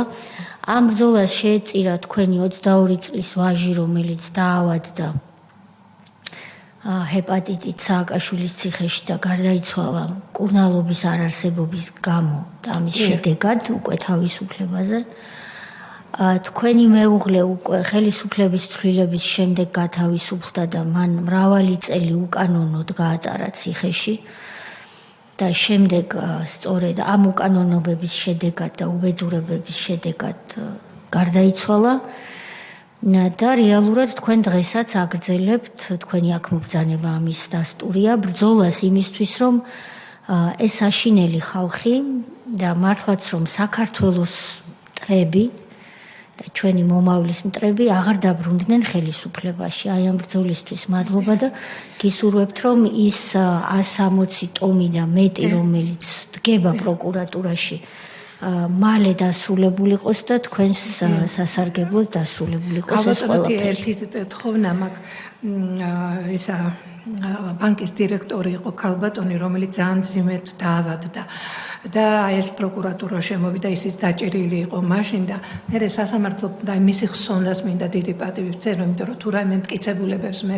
ვახერხებდი რომ შემეგროვებინა მისი დახმარებით ბანკიდან გამოქონდა ნენელა და მაძლევდა ესე ჩუმად ერთ ვინ იყო ეს ქალბატონი ვთქვათ მაშინ იამზე კორსანტია და აი კორსანტია რომელიც შეეწირა სიცოცხლით ამ საქმეს აი რატო შეეწირა ეხლა მე ერთ პატარა ციტატას მოგიყვან ანუ რა მდგომარეობაში მიიყვანეს ეს ეს მწოდნე ბანკირი და მამამისიც ბანკირი იყო ეროვნულ ბანკში მუშაობდა ბანკირები იყო ოჯახი და ძალიან ჭკვიანი ქალბატონი იყო ესე იგი ბატონი დავით ნოზაძე ეკითხება რომ რატომ აღიარეთ დანაშაული საპროცესო გარიგებაში დაკითხვის დროს თქვენ არც კი იცოდით რა დანაშაული ჩაიდინეთო ხოლო შემდეგ სხვა პირველი ინსტანციის მოსამართლის დროს მან ეს იგივე შეკითხვაზე მან უპასუხა რომ მე ფული არ გამითეთრებია მე მივიღე მონაწილეობა სესხების გაცემაში არ მქონდა გაცნობიერებული თუ ფულის გათეთრებაში ვიღებდი მონაწილეობას მე ფულის გათეთრებაში მივიღე მონაწილეობა